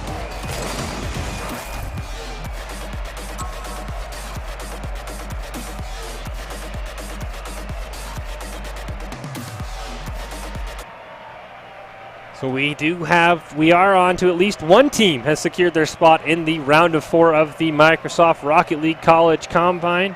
But let's take a look at the bracket first, as we can see. So it does look like Light McQueen has punched their ticket. It will be the Puffing Poobahs versus Boost Bandits, and then Simp City and the Bricks, the last 2 teams fighting for a spot in the round of 4. But Nerdy Bird, this isn't the only event going on that have scholarships on the line, because in 2 weeks from now, we'll be right back at it with League of Legends. Yes, we will. And, of course, brought to you once again by Microsoft. And here are the 4 teams, Boise State, Concordia, and I cannot read the other 2 because my screen is too blurry. Can you help me out, Fish? I believe that is Bay State and Marion College are the other 2. Yeah, so League of Legends, you guys have your chance to shine in just 2 more weeks. Show us what you got. I love watching League of Legends. It's a game I really don't understand, but it is very fun to watch. And it's going to start at on June 27th. But before we get to any more Rocket League or League of Legends action, we are going to bring in one of the coaches of one of the schools sponsoring this, Bay State's coach right there, Brian Hummel. How are you doing, Brian? Good. How are you guys? Oh, we're pretty good. Are you impressed with what you're seeing so far from these teams? Oh my gosh, it's amazing. I mean, some of the plays these guys are doing. And it was funny earlier, one of the guys' names was Queso, and I was eating chips and queso, so I was like, oh, what a good compliment, you know? There's a lot of food groups. Oh, yeah, for sure. So why don't you tell us a little bit, Brian, why is esports important to Bay State? So esports is important to Bay State. This is actually our first ever organized sport. We don't have traditional sports on our campus like basketball or football. So our college takes a lot of pride in this, and we have a lot of community support. And our faculty loves it. Everybody stops in all the time into the arena just to check out on how things are going. And can you shed some light about your esports program for us? Like, as you just mentioned, this is your guys' first organized team on campus, but like, what does it feel like being that first team, and what do you have going on? How much work have you put into just even reaching this point? Oh, it's been pretty amazing. I mean, we've been putting in a lot of work. We practice 3 times a week. I feel like ever since this COVID virus hit, I've been working more. I feel like I'm never shutting down. And, you know, I think the whole campus loves it because it's just something to bring people together. We'll be trying to emulate your streaming progressions like Boise and do things like that. I believe Concordia mentioned earlier that they were looking for streamers and analysts and all that, and we're doing the exact same thing. So to emulate a program like that would be amazing. And, I mean, the guys that we have on the team are putting in a lot of work, and we've been recruiting aimlessly just to get more people in the door. So why don't you tell us a little bit about what Bay State did last year? What are you guys building off of? How successful was the esports teams last year? Sure, yeah. So we had a League of Legends and a Fortnite team. Our Fortnite team did not get to compete until the spring. They did a few LAN events, but unfortunately their season was cut short due to the COVID-19 and one of my players not being able to play. So that was unfortunate. But for our League of Legends team, we competed in CLOL. We went to a bunch of Microsoft Store LAN tournaments. And our last tournament, we went to a New England Invitational. I think there was 10 other colleges in New England. We came in second. We beat our arch rivals in the semis, Boston University, so it was a pretty exciting experience. They wouldn't scrim against us at first, and then we ended up beating them, so it felt pretty good. I mean, that's always like a heartfelt, humbling experience to be like, yeah, remember how you didn't want to play against us? Well, now you might want to double check and rethink that. Exactly. How many students are you guys looking to fill into your roster this year, and how many did you have last year? So we had 10 at the start of the season, and then it dwindled down to 7, just different things happen in people's lives. And we're looking to, I believe we have 17 committed for this upcoming semester, and we're looking to bring in some more. We'd love last minute recruits, recruiting for Fortnite, Valorant, Rocket League. I mean, I'm super excited for this Rocket League. Hopefully we can get a team out of this. And we've got a Hearthstone player coming in, and we'll have some Smash going on. So we're going to have a bunch of titles that we're competing in, and I think it's going to be an exciting time for our students. Now, you had mentioned that you beat your rivals that didn't scrim against you. Who is your rival? Who do we need to know that, put them on blast a little bit? Who are you guys trying to beat? Well, so we beat Boston University's B team, who's just as good as their A team, and then we went 1-1 against their A team in the finals, and we lost by like the thread of a skin. I mean, it was the closest matchup. It was like an hour and 15 minutes long. It was probably one of the best games I've seen, and I'd say that's our closest rival. We share dorms with them as well, so our students are very friendly with them. I think it's kind of just like our arch nemesis, but we love each other in Sphere, Well, speaking of the players, as a coach, what are you looking for from the mentality of your players? Like, what do you want to see when you first meet this type of player? Sure. A lot of mine is about your attitude and how good you can be in stressful situations. a lot of the times people are up in front of 50 to 100 people, and they might just get nervous. I want to see that they can break those nerves and keep competing to the highest level. And I definitely want to keep it a friendly environment. I hate the toxicity. Try to eliminate that from the gaming world is pretty hard, but when you have control of what your players can do, hopefully they'll listen. And the last would be respect. I just want everyone to respect each other, and the coaches and the faculty and everything, the hard work that we put into it. That's all I ask. Well, now that we've heard what kind of players you want, what are those players going to get at Bay State? What kind of facilities will they have if they choose to go to Bay State? What are they going to get in return if they decide to play collegiate esports at Bay State? Sure. So they'll get an arena with a dedicated space. It's 15 gaming PCs. We're looking to add some Xboxes, PlayStation, Switch, because hopefully we have the Smash team coming in. And we actually have some type of Pepsi sponsorship where we're constantly getting game fuel shipped to us. So the players love that. They're never out of energy. They'll get their jerseys, different wrist protectors so they don't get carpal tunnel. I mean, we've got a lot to offer, and we're continually growing. The more students we get, the more funding there will be. So they'll never be short of an accessory that they need. Well, it sounds like your program, even though it's just in the budding stages, is growing quite beautifully and will continue to flower into a beautiful rose like Boise State is. And let's hope that, across the country we'll continue to see that. Yes, I love flowers, and I will make as many analogies as I can. And genuinely, thank you for joining us for this interview. And I'm looking forward to seeing what Concordia and Bay State have to bring to the table in the coming years, because it's been a fantastic experience getting to talk to you guys through this process.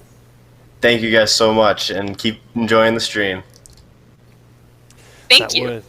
That was Brian Hummel, the coach of Bay State. As you heard, they're mind-blowing to me. They're only organized sport. They don't have traditional sports. That is their only organized sport on campus. That is mind-blowing to me. And, hey, when you get a drop that you beat their rival, that is always nice as well. But before we get to the Final Four of this Microsoft Rocket League College Combine, we're going to take a short break. But after that, Fish and Nerdy Bird will be back with the Final Four teams here. We're going to see who's going to get a scholarship tonight. That's all coming up next.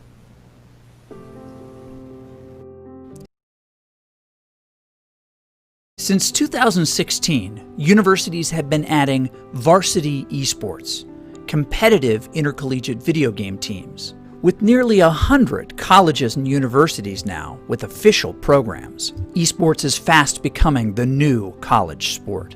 But with any dramatic change comes criticism. How could institutions of higher learning promote something so trivial? But when you look a little closer, esports demonstrates, just like other sports, that it's a pathway to something more. There's several misconceptions when it comes to esports and its place on the university campus. The first and foremost is that people would say it's not a valuable learning activity. It's not a place where people can learn new job-related skills or maybe get a good industry feel for what's happening outside the university environment. And that's just simply not the case. And all evidence points otherwise. There are so many new jobs. The industry is absolutely booming. People are looking for students that are graduating with experience in things like streaming and technologies, marketing, the whole business side, sponsorships. There's the whole graphics and coding component that involved in esports and other video game type of activities that are really important in just terms of jobs and industry. And on their way to those careers, students who attend schools with varsity esports programs can compete for their university. But in order to be eligible, students have to meet the same high academic standards as other student athletes. You have to maintain a certain GPA. You shouldn't be playing constantly. You should have like a certain time frame and like practice for like 2 hours a day or 4 hours a day. You shouldn't be just like overwhelming yourself. Care about your grades first and foremost. As Dr. Haskell said, he cares about our grades first because we came to college to get an education, to get a degree, and then we also get to do what we love and play esports. Athletics and other university-sanctioned activities bind students together with purpose, a chance to be part of something bigger than yourself, where we learn to work hard, play a role, lose with dignity, win with honor, all for our school. This is why we play.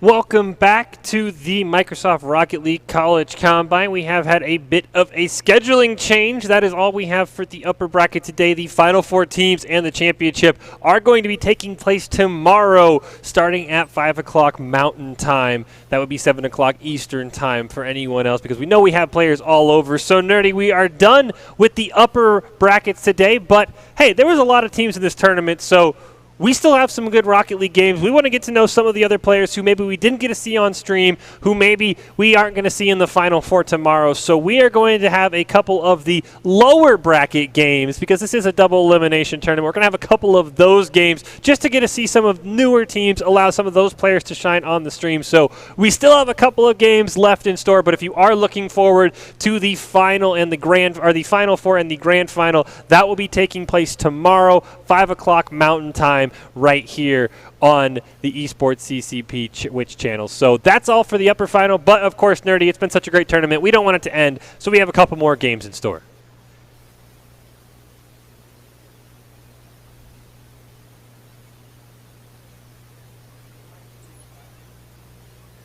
Nerdy, did you hit the mute button again?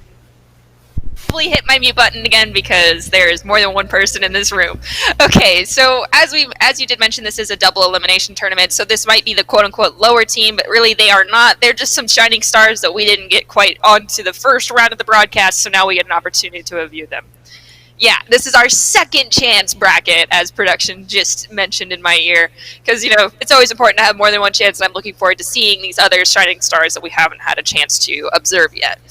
Yeah, that is sort of where the term grand finals comes from, because you have the finals, but then the second chance bracket able to fight their way back, and that's why you have the grand finals, of course, which is when the winner gets to really take all. So we're going to, as we mentioned, we're going to go to the second chance bracket here. For some of the games to wrap things up, we will have the rest of the upper bracket, or the first chance bracket. That will be continuing tomorrow at 5 o'clock. But yeah, I'm definitely excited. As you mentioned, these are just some of the teams that, hey, maybe they had a tough break. Maybe they just had something go their way. The ball just didn't bounce the way they were hoping, so they're down in the second chance bracket. But we still want to be able to showcase them, because who knows? Maybe they'll catch an eye. Of course, we've met with the coaches at Concordia and Bay State, both growing esports programs, both looking to add a ton of players. We heard from Brian Hummel, the coach of Bay State. He said late recruits are always fantastic. So we want to let everyone at least have some sort of chance to shine. So a couple more games here left tonight from our second chance bracket, just to get to, hey, like we mentioned, these could be the names that you recognize unless they change them on Steam after this tournament, but these could be the names of the future. This is your Zuko Redemption arc teams that are about to play right now. Show me what you got. You can do it. I have faith. And if you did not get that Avatar reference, why have you not watched it yet, to anyone that didn't get that? No, I mean, yeah, exactly. I have 4 episodes left. That's what I'm going to do when I get home tonight, is watch the last 4 episodes. You have 4 left? I finished it in the first 2 days it was on Netflix. Well, you know, I gotta wait. I want to make sure, you know, I don't want to have any spoilers. You know, I've got some other people watching it. I don't want to get in trouble for people watching it, you know, if I watch it without people. So, you know, take it slow and steady. Got to make sure everybody watches it, you know. I just want to make sure, you know, I have a peaceful home life. If the girlfriend finds out I watched it without her, I'd be sleeping in the studio. So I got to wait until we can watch it together.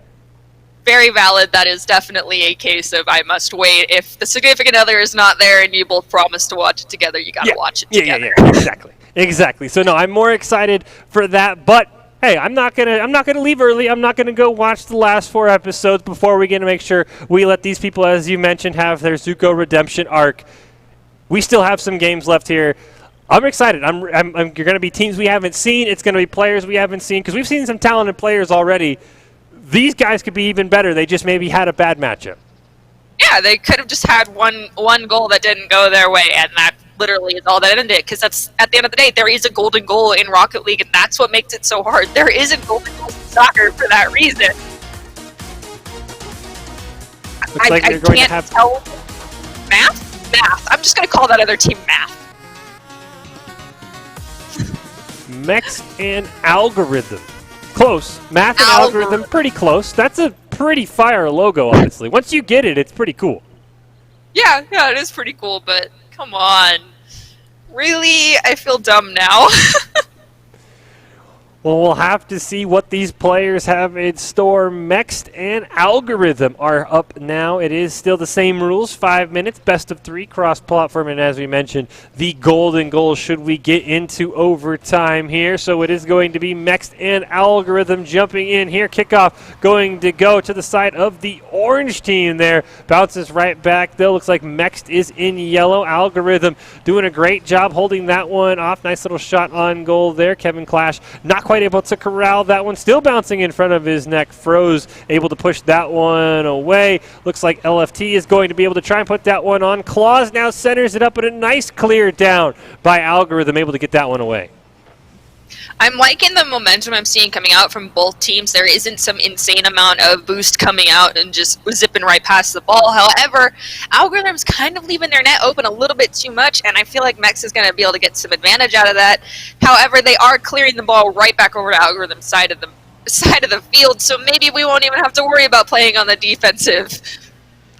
Yeah, neither team right now has had much. Nice dribble in front of the net. Just a huge save. Skater now going to have to go down. Tries to corral that one over. Froze. We are going to see Deagle just miss on that one. Skater and Claus going to collide and miss on the ball. Huge misplay by Algorithm. We'll see if Mex can capitalize on that one. Unfortunately, nothing going to come of it. Ball back in the middle. Kevin Clash going to try and put it down for Algorithm. Froze is there. Ball just bounces over from him. Kevin Clash going to put it down in the corner. We're going to see if Rabba can do anything. He's going to lose track of the ball. Claus, now it's an open net. He just loses track, but Skater puts it home. And Mex is on the board first. Nicely done with that follow-up, Skater. That was clean, if anything. I mean, you were ready and right there and just perfect. Yeah, great little start there for Mex. We'll see if they can carry on that against Algorithm. Kickoff ball, double whiff by both sides, something you don't see very often. And that's almost going to result in an Algorithm goal. Skater going to have to make a huge save. Kevin Clash going to take another shot on goal. That one will go right. Deagle now going to try and dribble it down into the corner. Going to try and center it. Unfortunately, Kevin Clash is there. Does get bumped off the ball, allowing Claus to corral it now in the corner. But official Rabia able to corral that one. Skater going to put a shot on goal. Froze, though, in perfect spot. That one far off of the goal. Deagle now dribbling it up above the net. Nobody in there for Algorithm. Unfortunately for Claus, he's not able to get that one either. And a minute into this first match, and I can already see that, Mex is doing a great job of keeping that aggression going and keeping the ball on the side of Algorithm. As Doc has always pointed out in those Doc's keys, is that side control is one of the biggest things contributors to getting more shots on that goal, and Mex is definitely making sure they have as much time on Algorithm's side as they can possibly muster right now. Skater doing a nice job, trying to take a quick shot on goal just to the left. Deagle going to keep it alive. There's Claus. He's going to get it right over Rabia, and Mex going to score again.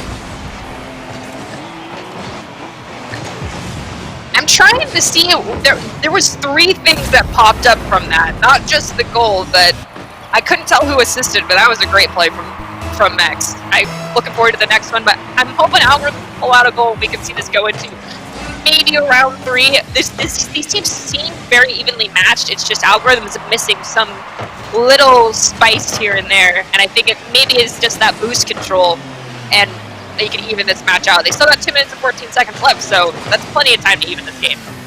Yeah, 2 minutes is an eternity in Rocket League. It feels like some time, and sometimes it doesn't feel like it's enough time. As Deagle and Claus both going to collide by the net. Skater going to put it above. There shouldn't be anyone back in the rotation, allowing Kevin Clash to clear it down. Rabia not able to get a touch on it, but Froze with the perfect angle off the crossbar. My goodness, what a goal.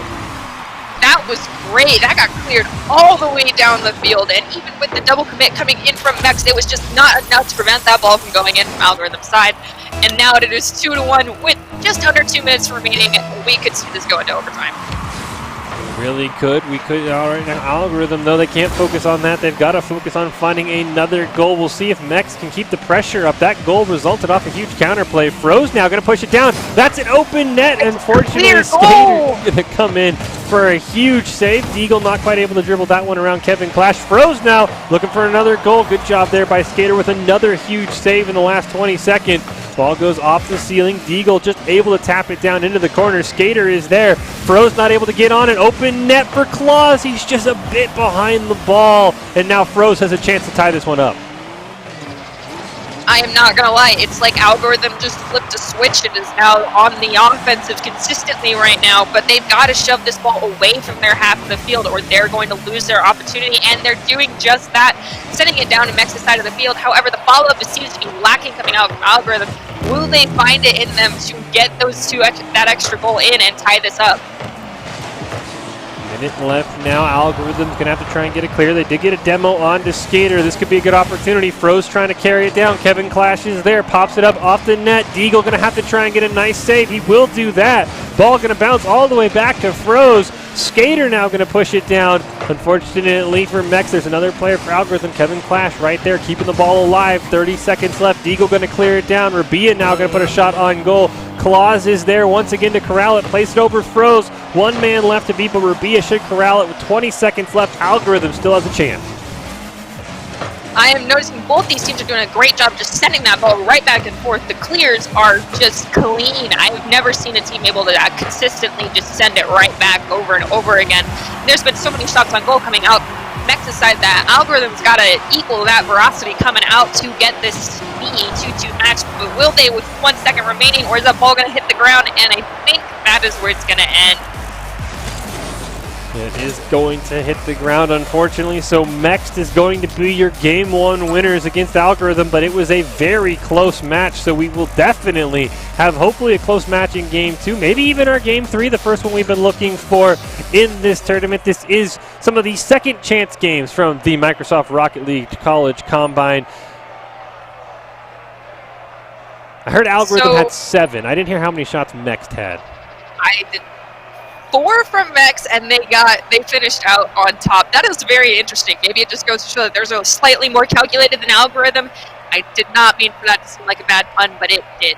Anyway, Algorithm, you guys had a bunch of shots on goal, so oh my goodness, someone just booed. You guys had a bunch of shots on goal. Just get a little bit more follow-up, and you guys could probably even this out and see this match go all the way to a third round. Yeah, very rarely does the team with more shots on goal lose, especially with almost double the shots on goal. So yeah, Algorithm definitely has the formula to try and come back there. I will fully take credit for that math pun if that's where we're going to go. So I think they have a shot. I mean, really, if you do the same, if you run the same game over, Algorithm probably wins 6 times out of 10, 7 times out of 10. You take more shots, you're usually going to win. So they've got to be happy with the game plan they've had. They just got to execute it once again. There was a solid chunk of about 45 seconds there that Algorithm just put the pedal to the metal and was absolutely just taking as many shots as they could, and they kept their aggression and their momentum going consistently. If they can keep that up for this second round, it will go much more in their favor. Hey, look at that! We've got some Doc's keys coming out. Clean rotations, communicate positions, possession, follow-up, and side control is key. One of the things that's not mentioned here that I always bring up is boost management. It looks like both teams are doing a great job on that. Now all they have to do is keep that momentum and keep that side control. Thank you, Doc, and thank you, production. Now we'll have to see if either of the teams adapt Doc's keys to the game. Of course, Mex's keys last time worked to perfection. We'll have to see if they want to keep that up. Deagle now in the corner, not quite able to get it around Rabia, though he will push him off the dribble. Claus now going to play it off the back wall, sets up something for a teammate who wasn't there, unfortunately. Skater has to come racing in, unfortunately not able to get the ball. Deagle going to try and dribble it up, loses it to Froze, bounces off of one member. Skater going to push it down. Deagle just pops it up in the air and is going to get demoed. Another demo coming out onto Kevin Clash. A very aggressive start to this game. And we've got, 4 minutes, 20 seconds, 40 seconds into this match. Neither team has scored a goal. It's been very back and forth. I feel like they both hit a reset button at the beginning of this match, and Algorithm's coming into Mex and saying, no, you are not scoring on us as easily as you did last time. But Mex had a clean shot on the goal just now. That crossbar is always everyone's worst enemy, it seems like. You need that extra follow-up just in case you hit that. Yeah, definitely. That's part of the keys of rotations that we've talked about. You've got to have someone there for the follow-up in case a save is made, in case the crossbar stops it. Right now, Mex has sort of been lacking on that next man in the rotation. See Algorithm punch it all the way down. Claw's going to pop it up. Skater is going to get demoed, and a double commit comes out from Mex. Unfortunately, no punish on the side of Algorithm. Skater now respawning. They're able to get that one at least cleared away from in front of his own net. Deagle now in the mid. Going to play it around one. One man left to beat. Froze doing a nice job. Ball still centered, though. Deagle going to take a shot on goal. Kevin Clash able to save it. Skater can't follow it up. Another missed opportunity for Mex. That was a great clear coming out from Algorithm, but the only issue is that they are clearing it from their goal, but they're not clearing it from their side. They need to get control on Mex's side, maybe get a little bit extra boost, get that momentum going again, because this is too much back and forth for any one side to maintain possession, and you need that possession of that ball to get control of this match. You see Froze carrying it all the way down to the side of Mex. Skater able to play it around Kevin Clash. Rabia, though, able to corral. Skater, though, steals it away, centers it up for a teammate who, once again, isn't there. Both members of Mex back, potentially gathering boost. We haven't seen a follow-up. Nice pass down to Skater. He's going to put it over into the corner. Can he get his own follow-up? No, but Claus is there. Tries to play it around Kevin Clash, who's able to get a nice clear. Skater comes racing in. Can't quite get it, though. Deagle now the last man on defense with a nice save as we're scoreless heading into the last 2.5 minutes. I'm not going to lie, Mex had some beautiful rotations just then.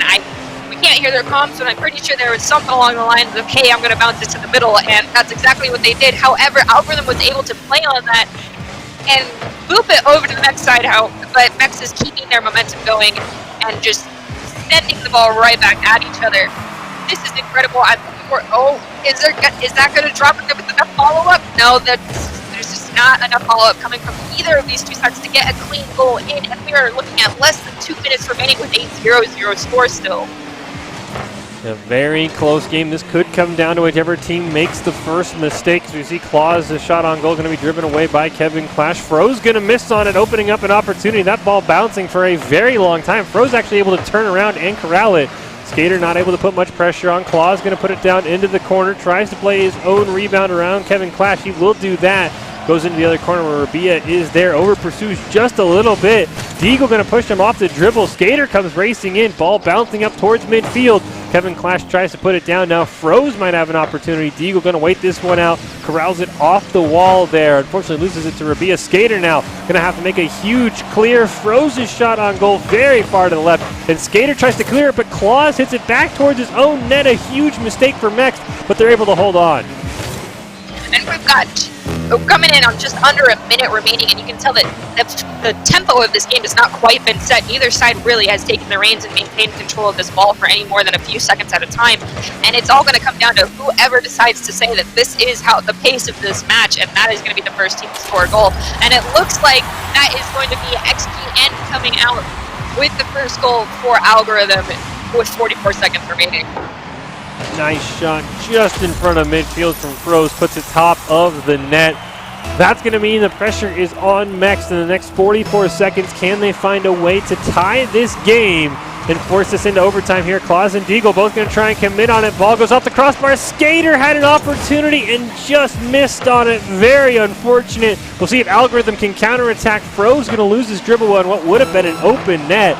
30 seconds left for Claus. He's going to push it up over into the corner. Deagle and Claus both there as well. Deagle and Skater now going to have to push that one out from in front of their own net. 20 seconds left in Mex right now, just trying to find a clear. They might have it here. Claus goes down, but Rabia able to stall out some time until Skater able to get it. One man left to beat it. Ball goes up right above the net. Rabia and Froze double commit.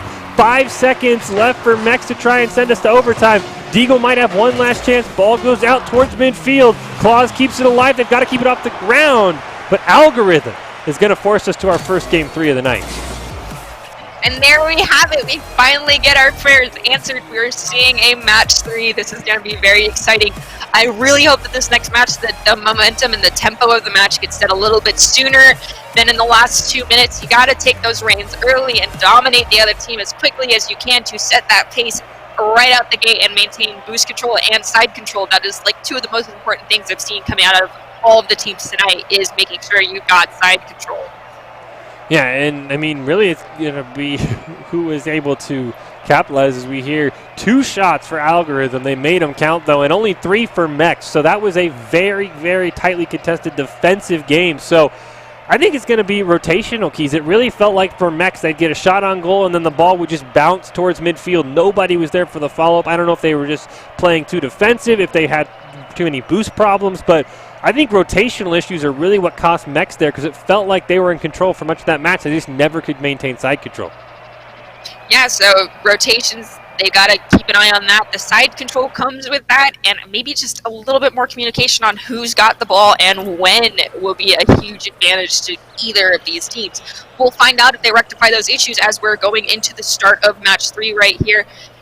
and we're waiting for the players to load in. And as you can see, these are the rules of Rocket League. It's a 3v3 or soccer-style game. Regulation time is 5 minutes. It's a best of 3. It's cross-platform. And if we go into overtime, there will be a golden goal. Well, we at least have gotten to our Game 3. We'll see if Game 3 goes into overtime here between Mext and Algorithm. We nearly had overtime in Game 2 with a first goal coming 44 seconds left in the match. So these are two tightly contested teams, two teams that clearly are very comfortable playing defense. So I'm be curious to see if anyone wants to maybe over-aggress and maybe try and catch somebody out, because defense in Rocket League, one of the hardest things to play. You've got to be in a constant fluid rotation. One man makes a save, he goes and gets boosted, the next man's up. Defense is very tricky to play in this game and very easy to make one simple mistake. If you're 2 seconds late on a rotation, that could be the difference between a save and a goal. Yeah, and as you bring up playing more defensively in Rocket League, maybe that is why the momentum of this match has been a little different, is that both these teams are more the masters of the defensive play, because, you know, your defense can become the best offense if you're playing a game of mistakes, which is how a lot of both these teams are looking like they're playing off each other, is they're waiting for those openings. Maybe they just need one member on their side to, you know, finally take the reins and push forward a little bit harder, get a little bit more aggressive, and it'll be enough to win this match out in round 3. We'll have to find out, though.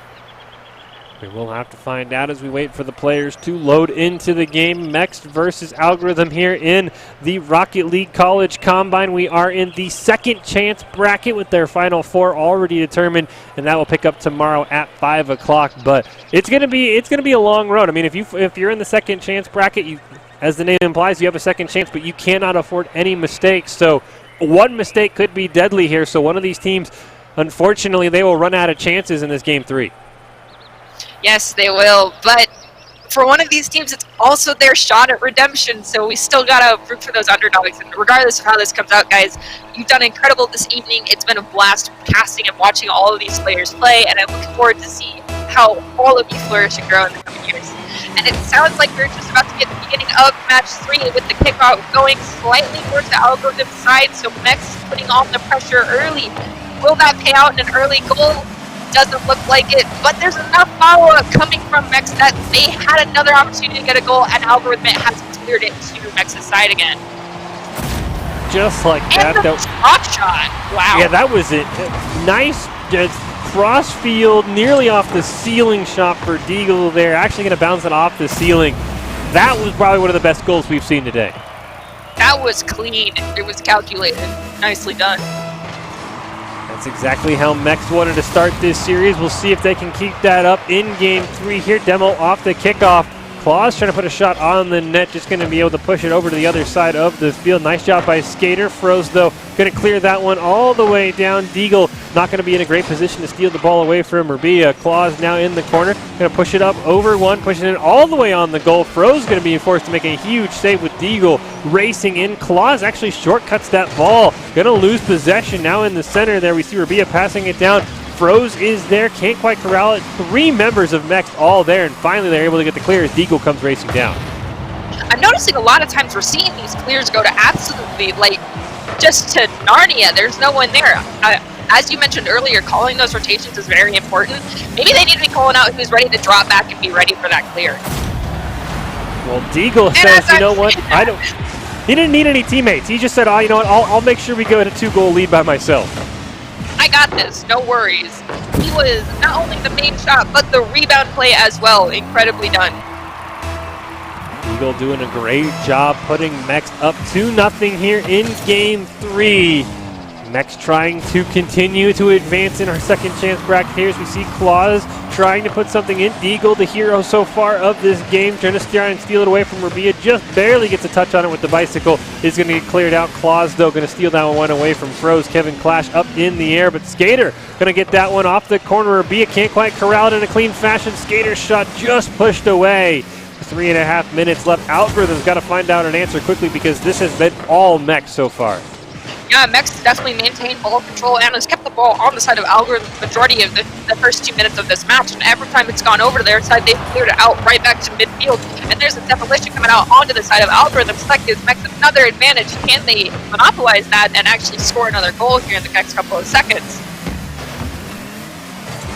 Right Now, Algorithm defense doing a nice job. Claw's going to put a shot on goal. Kevin Clash will get this save. Froze now going to put it down. Rabia came charging in. Nice intercept by Skater. Can't play it off the wall though, but Deagle going to put it on net. Kevin Clash able to make a nice save. Rabia going to come back. Couple of misses by both teams. And Skater puts it in. Ball just bouncing in front of the net. He can't even get his own rebound. Deagle will drive it home. It's the hat trick. And Mex is up 3-0. That had to have been a nail-biter moment for both X and Algorithm. I mean, it was in limbo right there at the edge of the net for just too long. That was a moment to hold your breath. Indeed it was, and Deagle still remains the hero of the night for Mex, his third goal, putting the team up 3-0 as we enter the last half of this match. But a huge shot by Kevin Clash just hits the crossbar. Mex able to hold on to their 3-0 lead. Deagle going to put it down. Rabia going to be able to corral that one in the corner, plays it up off the wall, plays it around one, does get knocked off the dribble though. Claus though hits it right back, unfortunately. This could be a chance for Algorithm. Froze just a little bit behind that ball. Kevin Clash can't quite keep it up. Claus now might have an opportunity, but a great steal by Froze to slow this attack down.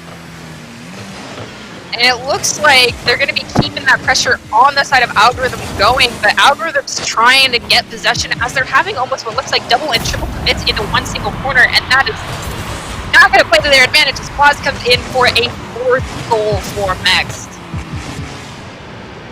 Unfortunately for Algorithm, everything that could have gone wrong in the first 3 minutes and change of this match has gone wrong. It's a 4-0 lead for Mex in Game 3. Winner will continue to advance in our Rocket League College Combine.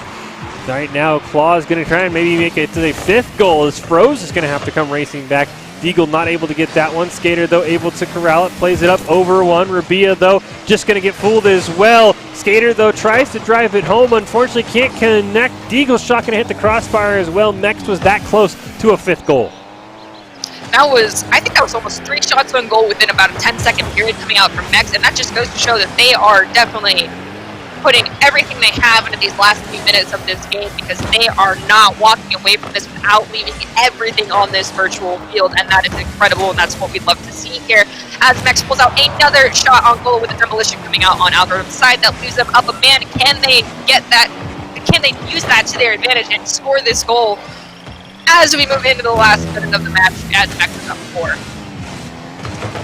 Algorithm's going to need nothing short of a miracle here. 4 goals in 50 seconds, not something you see very often in Rocket League. And right now, Mex has all the pressure. Deagle down in the corner. Froze going to be disrupted by Skater. Rabia trying to pass it down. A weak pass, though, stolen away by Claus. Demo going to come out. Claus going to try and put that up just a bit to the right of the net, but he will corral his own rebound. Skater going to knock it up in the air. No follow-up as Froze able to corral that one. 30 seconds left. Algorithm's going to need a goal in very, very quickly. Nice pass to Rabia. Just hits off the crossbar. Claws able to clear that one away. And it looks like the claws of defeat are creeping up on Algorithm. Kevin Clash going to try and dribble that one for a feel-good goal. Rabia can't quite put it in the back of the net. And with 10 seconds left, this looks like Mex is going to be advancing.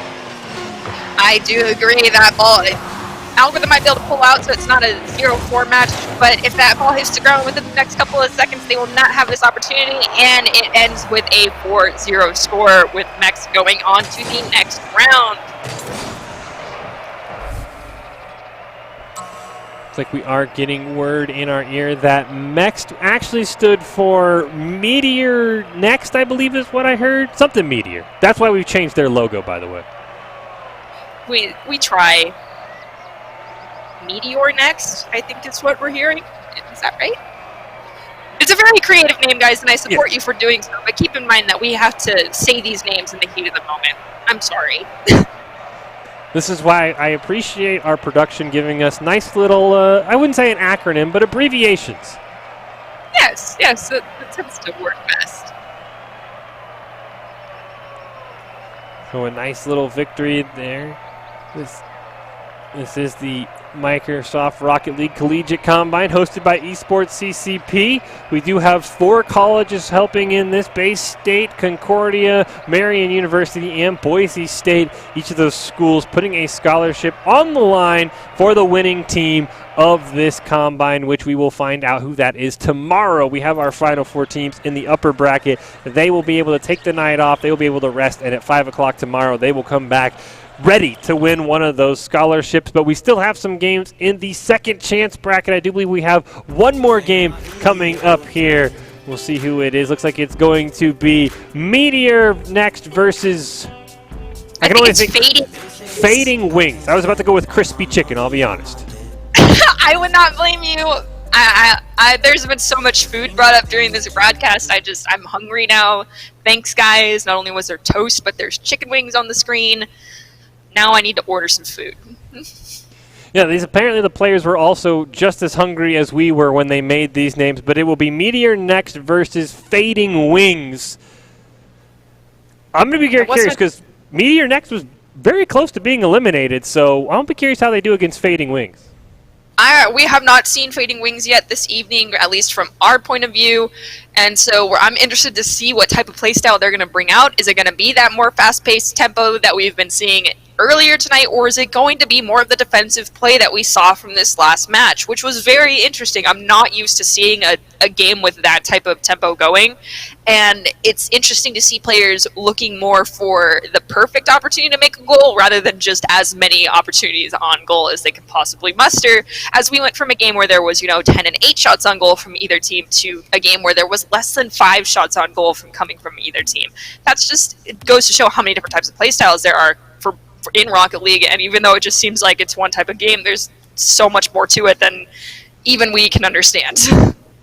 Yes, and you can see here on your screen how the second chance bracket is shaping up there. You can see at the top in what is being labeled as losers round 4, just saying that so people know where we're looking. It is Mext versus Fading Wings, so that's where we are in the second chance bracket. Of course, one of these teams would have the chance to eventually potentially make it back to the Winter Grand Finals. Just really depends on how the tournament plays out. Some people let the losers have a chance to fight back. Some people just do it to have sort of like a third place game determined. So we'll be curious to see what this goes, but hey, you still get another chance at it. That's why we call it the second chance bracket. You still get to play for something. So these teams trying to advance to, I believe, the final 8 of the second chance bracket. So a lot on the line here still. And hey, if Rocket League's not your game, but you're into a different kind of league, and that's League of Legends, don't worry, we've got you. League of Legends Collegiate Combine, Microsoft brought to you by, hosted by Esports CCP.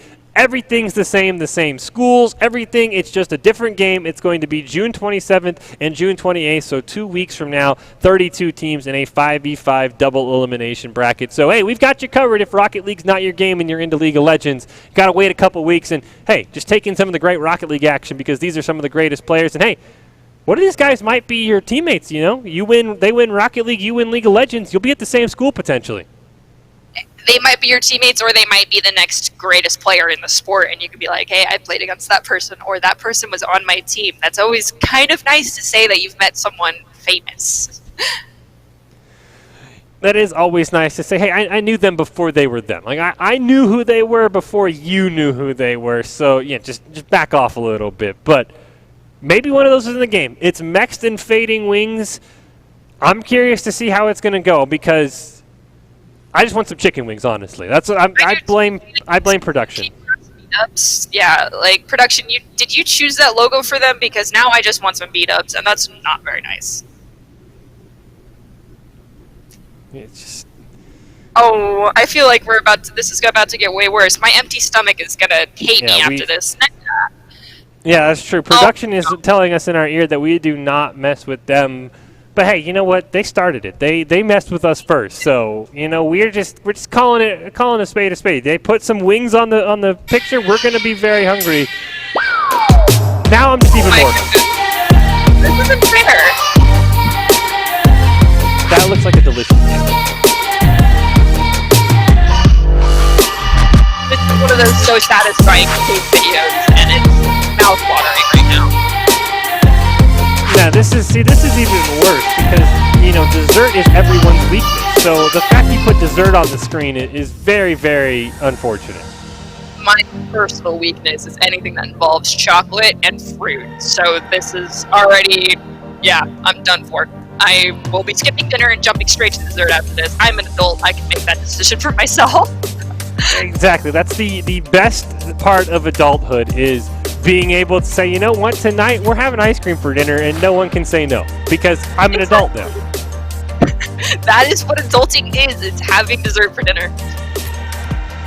Well, unfortunately, before any of us could get to dessert, we do have one Rocket League game left to go. It is Mext and Fading Wings here in the second chance bracket of the Microsoft Rocket League College Combine. We just saw Mext squeak by in a game, the first game 3 we've seen all night on the stream, so we'll see what they have in store against Fading Wings. Those are some tasty looking chicken wings, that's all I gotta say. The chicken wings are fading from us. Just like our hunger is about to make us fade off from this broadcast, Nerdy Bird. That is why they're called Fading Wings and not just the Chicken Wing team. That makes perfect sense, and I'm pretty sure they were hungry as heck when they made their team name, and that's why it ended up being something about food. That would be the case. So, I guess I have to root for Mext just because Fading Wings has led us down this path of production making fun of our hunger. So I have to root for Mext in this simply because at least their name doesn't involve food and make me hungry. That's fair. I will root for Fading Wings because anything that involves food is instantly like the way to my heart. So good luck, Fading Wings. Good luck, Mext. I am looking forward to watching this last game. We'll kick off game 1 here. Looks like the team name are, I think, backwards, as Mext is in the orange, Fading Wings in the blue there, as Claus tries to clear that one down. Skater going to try and push it down towards midfield. Stinky able to corral that one near midfield. Deagle able to put it down. Claus with a nice shot on goal. No follow-up, though. Stinky able to play that one off the back wall. Zaboom going to retreat there. Ball still just bouncing around. Here comes Stinky right now. Going to try and put something in the center there. Claus now going to put it down to Skater. Shot on goal. Hits off the crossbar. Deagle just misses on it. Nice save by Dream Shake Jake there. And right now, Fading Wings just holding on. Zaboom tries to steal it from Skater. Not able to get there. Unfortunately, did look like Claus went right into the net. Not going to be able to get the ball. Going to go all the way down to the other side. And this has been a very back and forth matchup to start. Yeah, it's been very back and forth, but within that first 30 seconds, I think I counted 3, if not 4 shots already taken on the goal from Mext. So you can tell they have completely done a 180 from their previous playstyle and are like, okay, you saw us play more defensively. Now we're going to show you what it's like to play against us when we take full control of the game. And it looks like Fading Wings is still going to outscore them in the beginning and come out with 1 goal in the first 2 minutes of the match. Just a great shot by Zaboom. There was a couple of guys in net for Mext, and he just played it around both of them. So Fading Wings going to be the early leaders here in game 1. Kickoff goal going to stall out until Claus steals it, going to dribble it down. Won't get the full boost in the corner. Stinky able to push that one away. Skater not able to corral it. This could be a nice job opportunity for Fading Wings. Stinky pops it up. Dream Shake Jake tries to put it on goal. It goes just above the net. Zaboom, though, with a helpful rebound from Mext. Makes it 2-0. That was some insane ping pong that just got played down there. That was 1 follow-up, 2 follow-up, possibly 3 follow-ups from the same 2 people in total right there for Fading Wings. That is the type of commitment you need to get these goals in against Mext. Nicely done.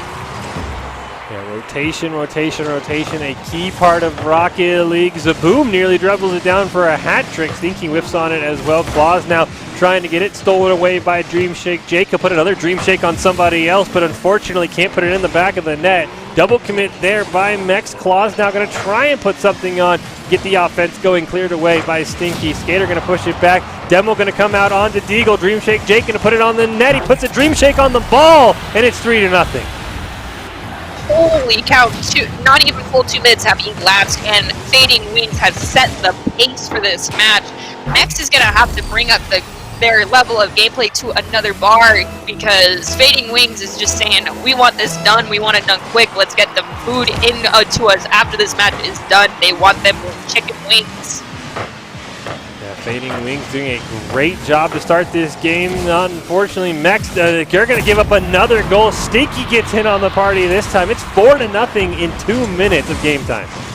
That was just a completely open goal. I think Mex maybe needs to reel in their reins a little bit and work on those rotations, and maybe they can clean this up. There's still almost 4 whole minutes left in this match after all, so a 4-0 could quickly turn into a 4-4 match if Mex can get everything under control quickly. That is the one thing, is if Fading Wings can score 4 goals in 2 minutes, you know Mex has the ability as well. Almost 5-0 there. Nice job by Claus to corral that one.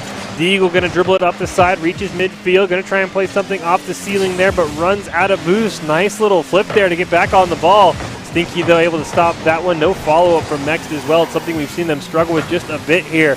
Claus now going to try and put something on Zaboom with a nice stop.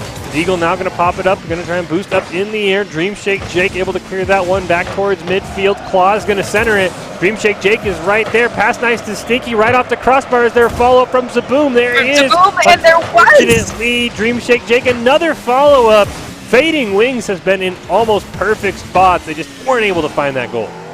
Their rotations have been beautiful, and in that last play alone, all 3 players had a touch on that ball. That is incredible, and that is some great communication and rotation coming out from Fading Wings. This is very exciting to watch happen, and both teams, you are doing great. Just under 2 minutes remaining. Do we feel like Mex might be able to pull this out and at least even the score out? This is round 1, and it is best of 3, so they could just have decided to take a break and just say, hey, we're a little gassed. Let's put pedal to the metal in the next round. You know, I think that might be the case. It seems like Mex has just been a little off on all their shots, but you know they'd love to at least get a goal to start to swing things back towards their side here. Even if it's 4-1, it's better than being shut out.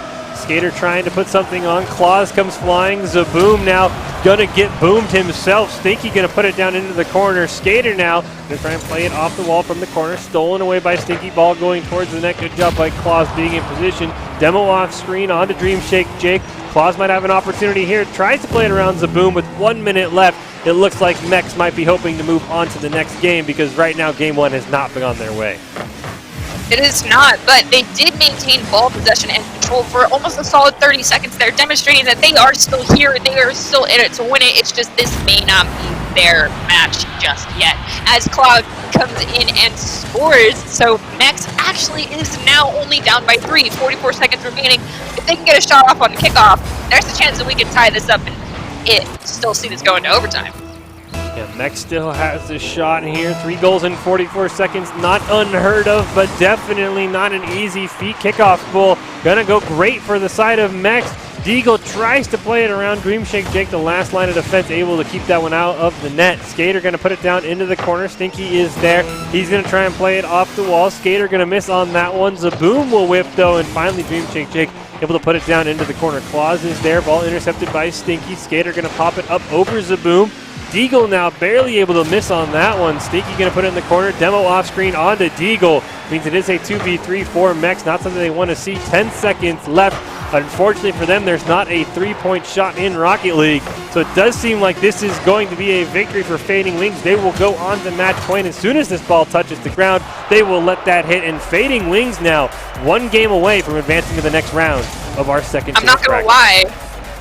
Fading Wings is doing some incredible play. I don't know if you noticed, but every time I see that ball get cleared to either side, Fading Wings has someone ready waiting in the wings, so to speak, to grab that ball and send it right back to center field, where they have, you know, someone ready there to just bounce it right back to the other side. That's incredible. Production, of course, telling us their strategy in their name. They're waiting in the wings. Fading Wings. Hey, maybe that's where the whole name came from. But yeah, I mean, their rotations have also just been fantastic.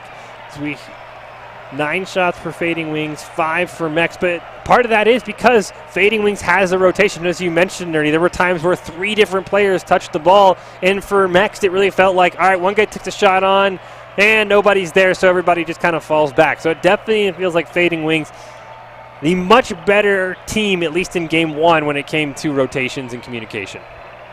Yeah, for sure, but as we've seen happen more than once here in the esports realm, there's always a chance that the other team can come back and do like a complete reverse sweep. This is a best of 3, so If Mex cannot pull it out in this next round, Fading Wings will walk away with the title of winner of this match.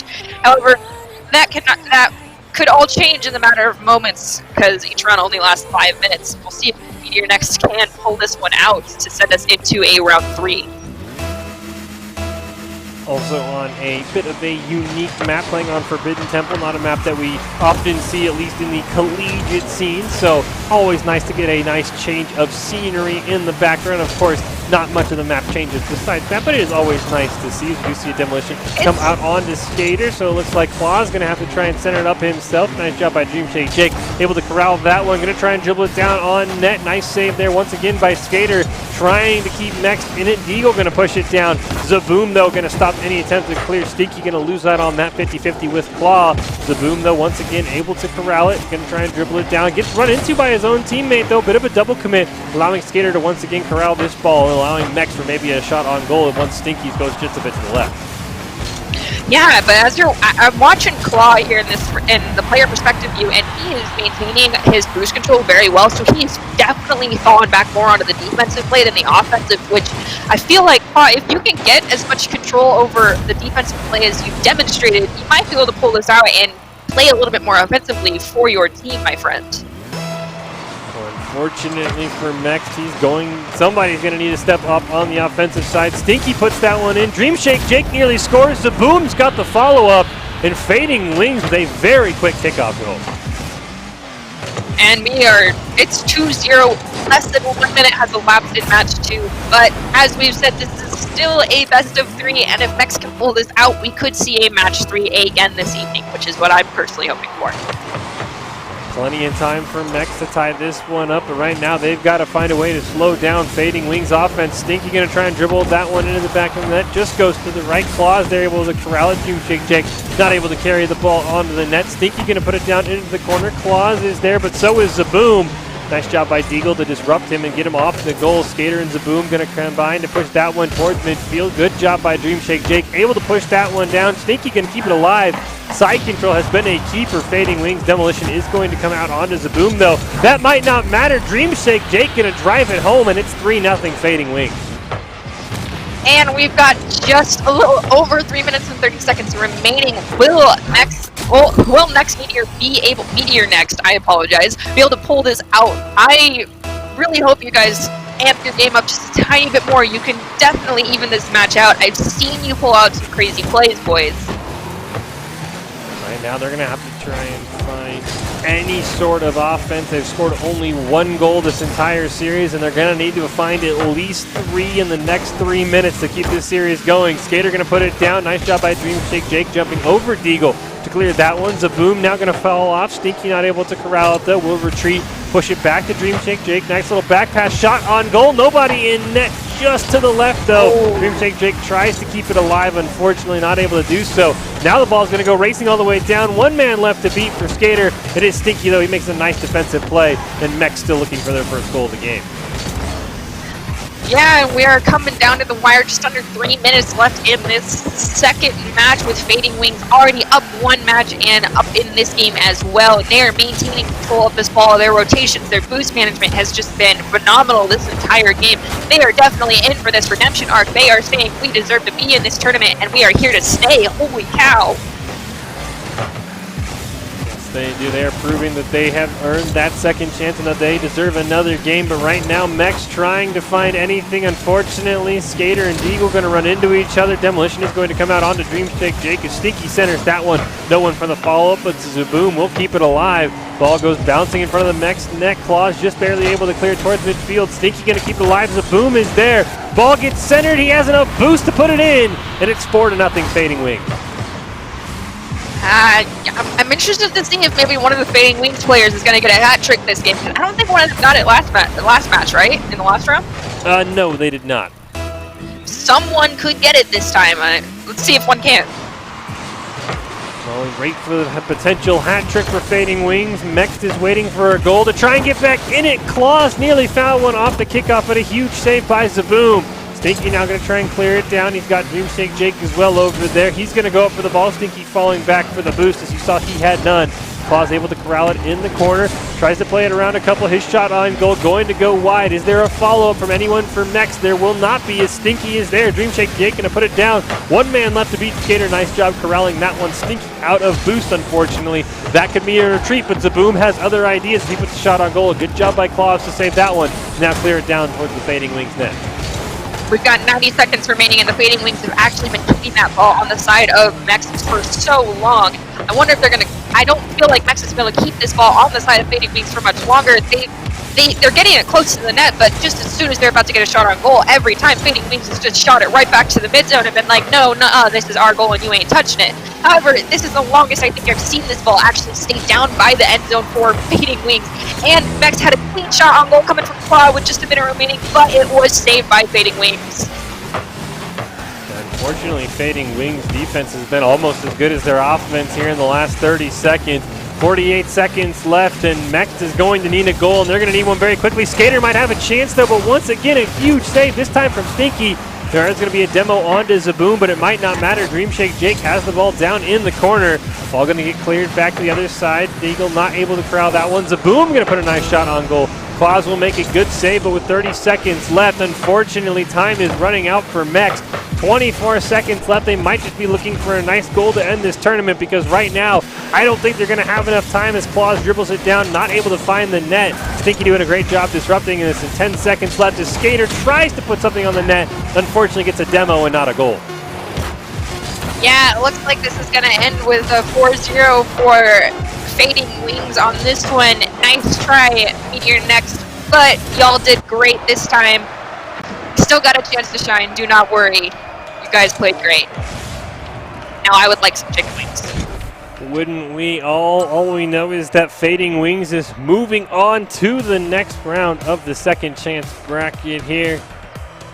So we do have that all done. So it looks like you have to put those chicken wings on hold, because we do have one more game left. Nerdy Bird, it is Bar Down versus, if production could tell me the other team one more time. Normal West Esports. Interesting. Okay, I will put my chicken wings on hold for another 15 minutes, I suppose. That's acceptable. This might be the one time we're rooting for a 2-0 game so that we can get to our dinner quicker. Yes, actually, maybe I am rooting for that. We'll see. It is going to be our final game of the night. Bar Down versus Normal West Esports here. Two teams that we have not seen.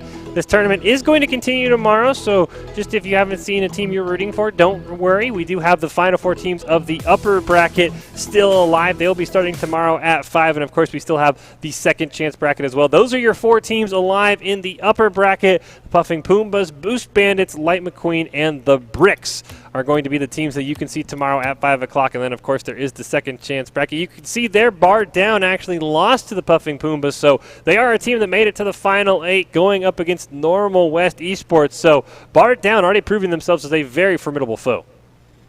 Yes, they are proving themselves, and as we mentioned, this is just like everyone's shot at redemption. This will mean that they are back in it for tomorrow, so I feel like if they even gave it their all earlier today, they're going to be giving it 110% for this next match.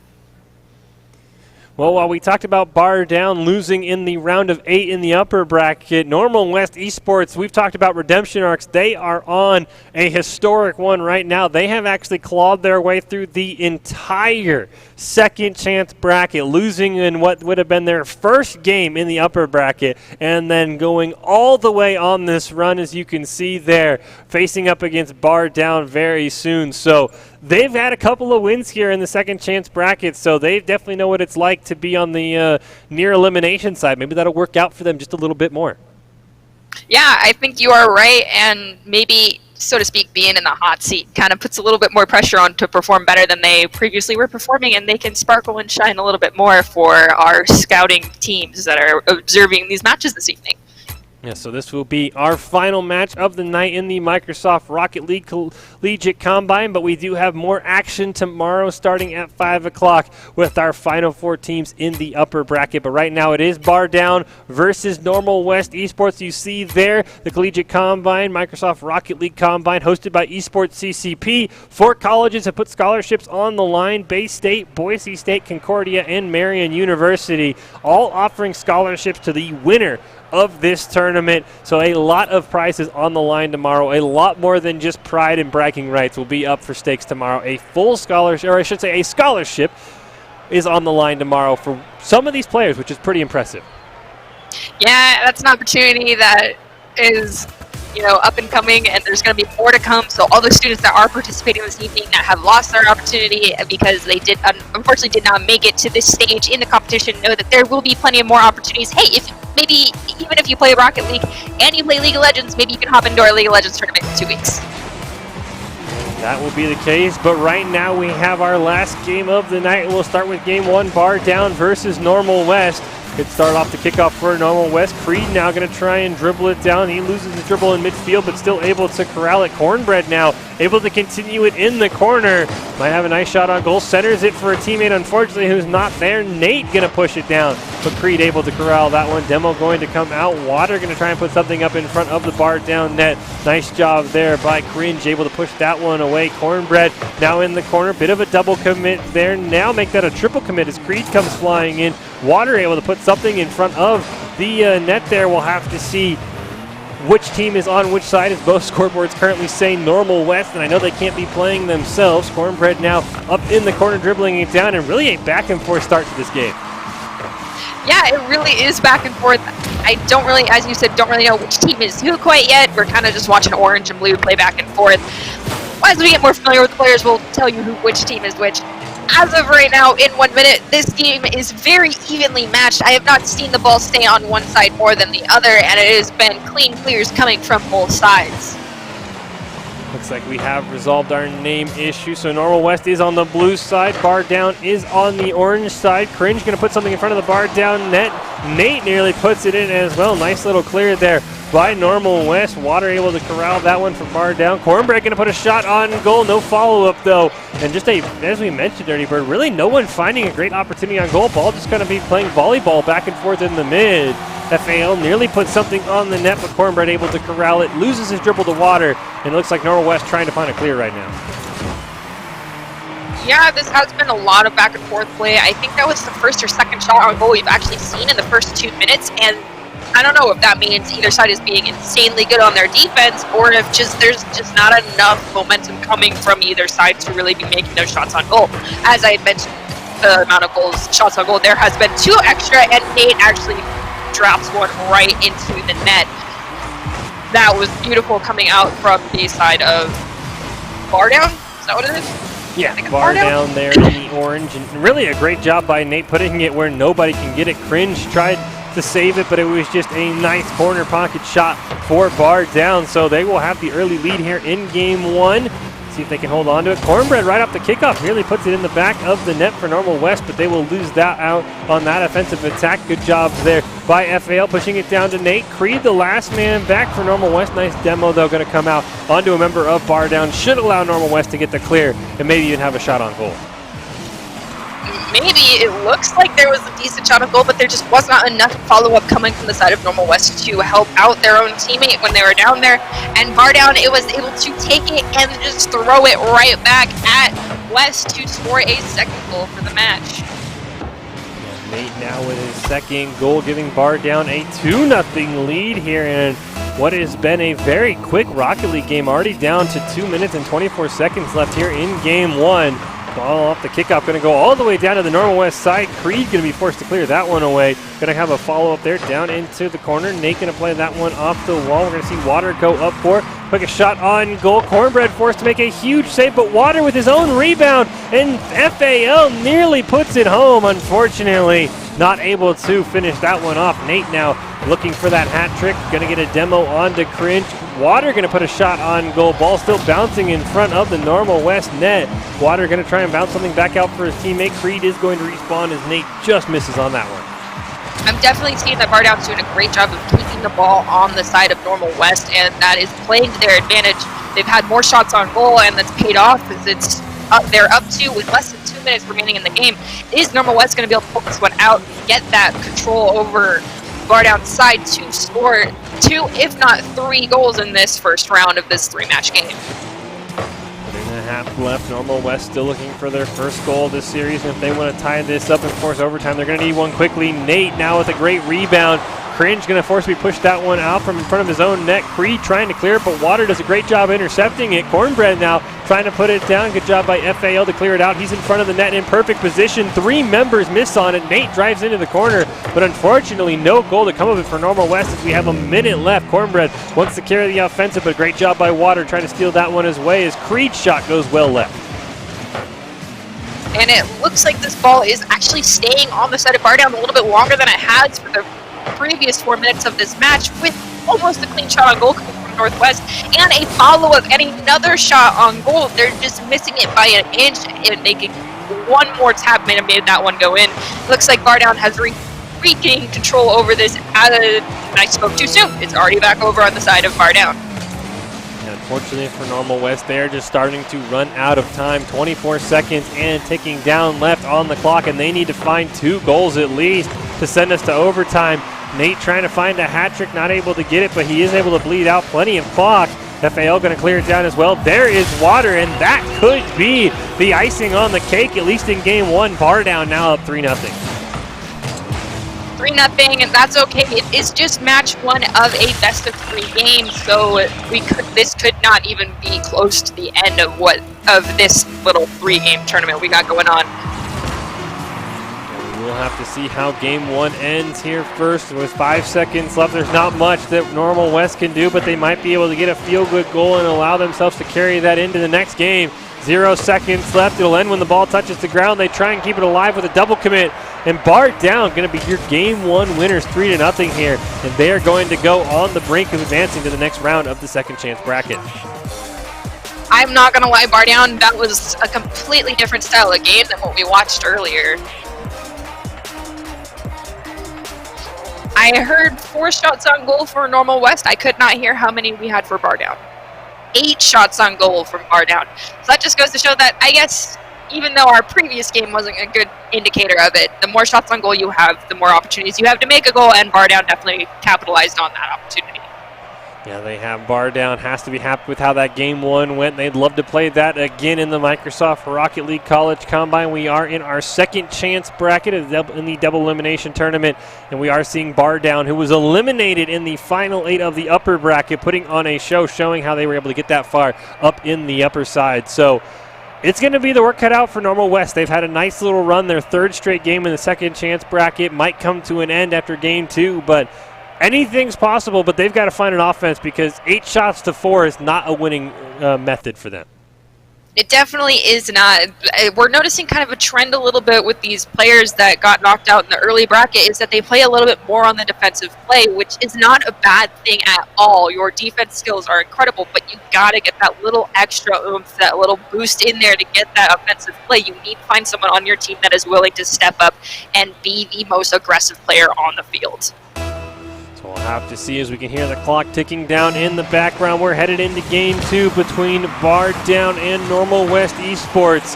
Bar Down is 1 game away, 5 minutes away from advancing to the next round of the second chance bracket. Normal West looking to force us to a game 3 in this best-of-3 series. Kickoff looks like it went all the way down towards the side of Bar Down. A near triple commit, but it's going to keep the ball out of the back of the net. And right now, that's all that matters. Water now finally able to get the clear, but Normal West with the start they wanted, just not getting a goal. And as we bring up not getting a goal, Bar Down brings in the first goal, not even a full 30 seconds into the start of this second match. Are we going to see a hat trick this time? Maybe we will. Maybe we will. Nate had 2 goals last time, couldn't find the hat trick, but maybe we'll see one here. FAL starts the scoring off for Bar Down here, which is exactly what they wanted. Another kickoff going towards the side of Bar Down, and this time Normal West can tie it up with a goal by Creed. That was a fantastic swoop in by Creed. Good job. And now we have an even match going in, so it's like Well, once again, we're back at 0-0. So, Normal West, you have an opportunity to take this to a 3-game series. Can you guys do that for us?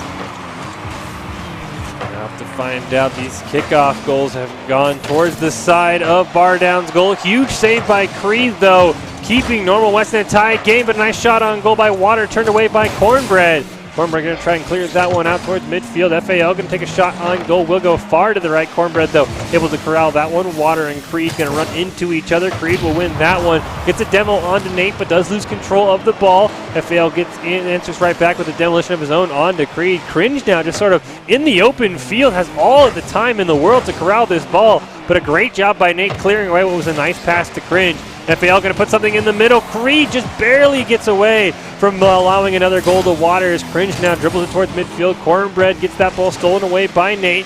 Creed going to take a nice shot on goal. Water making an excellent save in front of his own net. Creed going to keep it alive, but FAL going to push it out towards midfield. Might even have a chance at a goal, but unfortunately a nice job by Cornbread keeping it on the side of Bar Down. The Normal West coming out looking like a different team than what we saw in Game 1. Yeah, it's like they completely decided to change their play style, and they have brought their aggression back, and they know that the longer we keep this on the side of Bar Down, the more opportunities we're going to have to score that goal.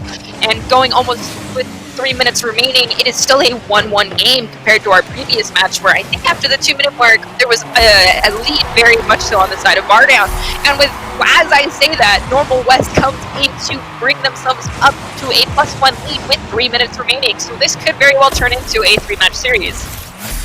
It really could. Nice job there by Cornbread, doing a nice little solo play to dribble that one home, giving Normal West their first lead of the series, but there's still 3 minutes left for Bar Down to find the equalizer. We'll have to see if they can do it, because right now, as you mentioned, Ernie Bird, Normal West has been the aggressors this entire game.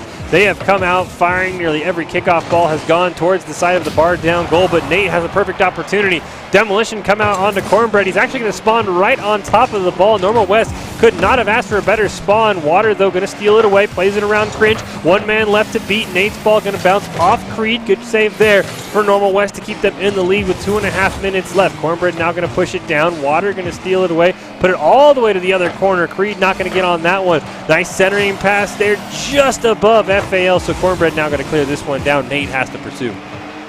It looked like there was just a little bit of a lackey follow-up coming in from Bar Down on that last one, allowing Normal West to gain control, but Bar Down then comes back and clears it right back out. And this is probably just a crazily even match that we are seeing right now compared to the first round with these two teams. This is incredible. This has been a very close game, too, and we are 2 minutes away from potentially heading into a Game 3. Nate nearly came up with the equalizer, just hitting off the crossbar.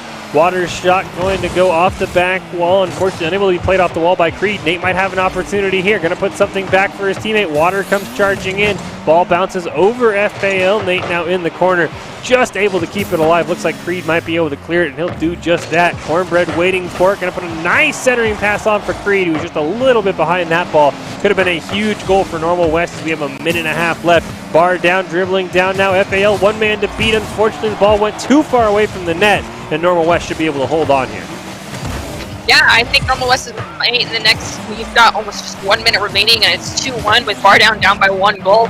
Bar Down's kind of feeling like they're falling apart a little bit. Maybe they brought on the aggression a little too early in the match, and now they're just too gassed because Normal West has taken control of the tempo of this game. And now we are going down to 1 minute remaining in match 2 of this 3-match series with Northwest ahead by 1 goal, which means we might be seeing a round 3 in this last rock of the game of the night.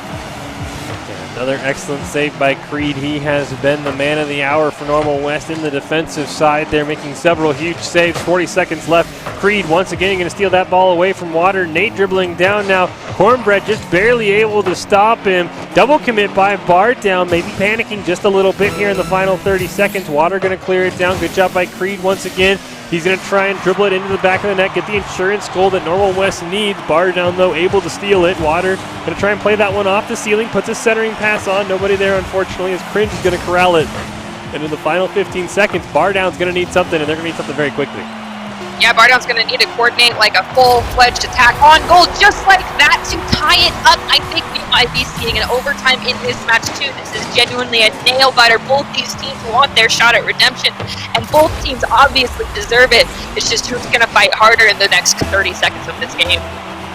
Absolutely incredible by FAL. He could potentially find the hat trick, and if he does, that probably means bar down is your winner. 4 seconds left. Cornbread nearly with the late game heroics. We'll go to overtime once the ball touches the ground, unless it ends up in the back of the net. Cringe lets it hit, and we're into overtime.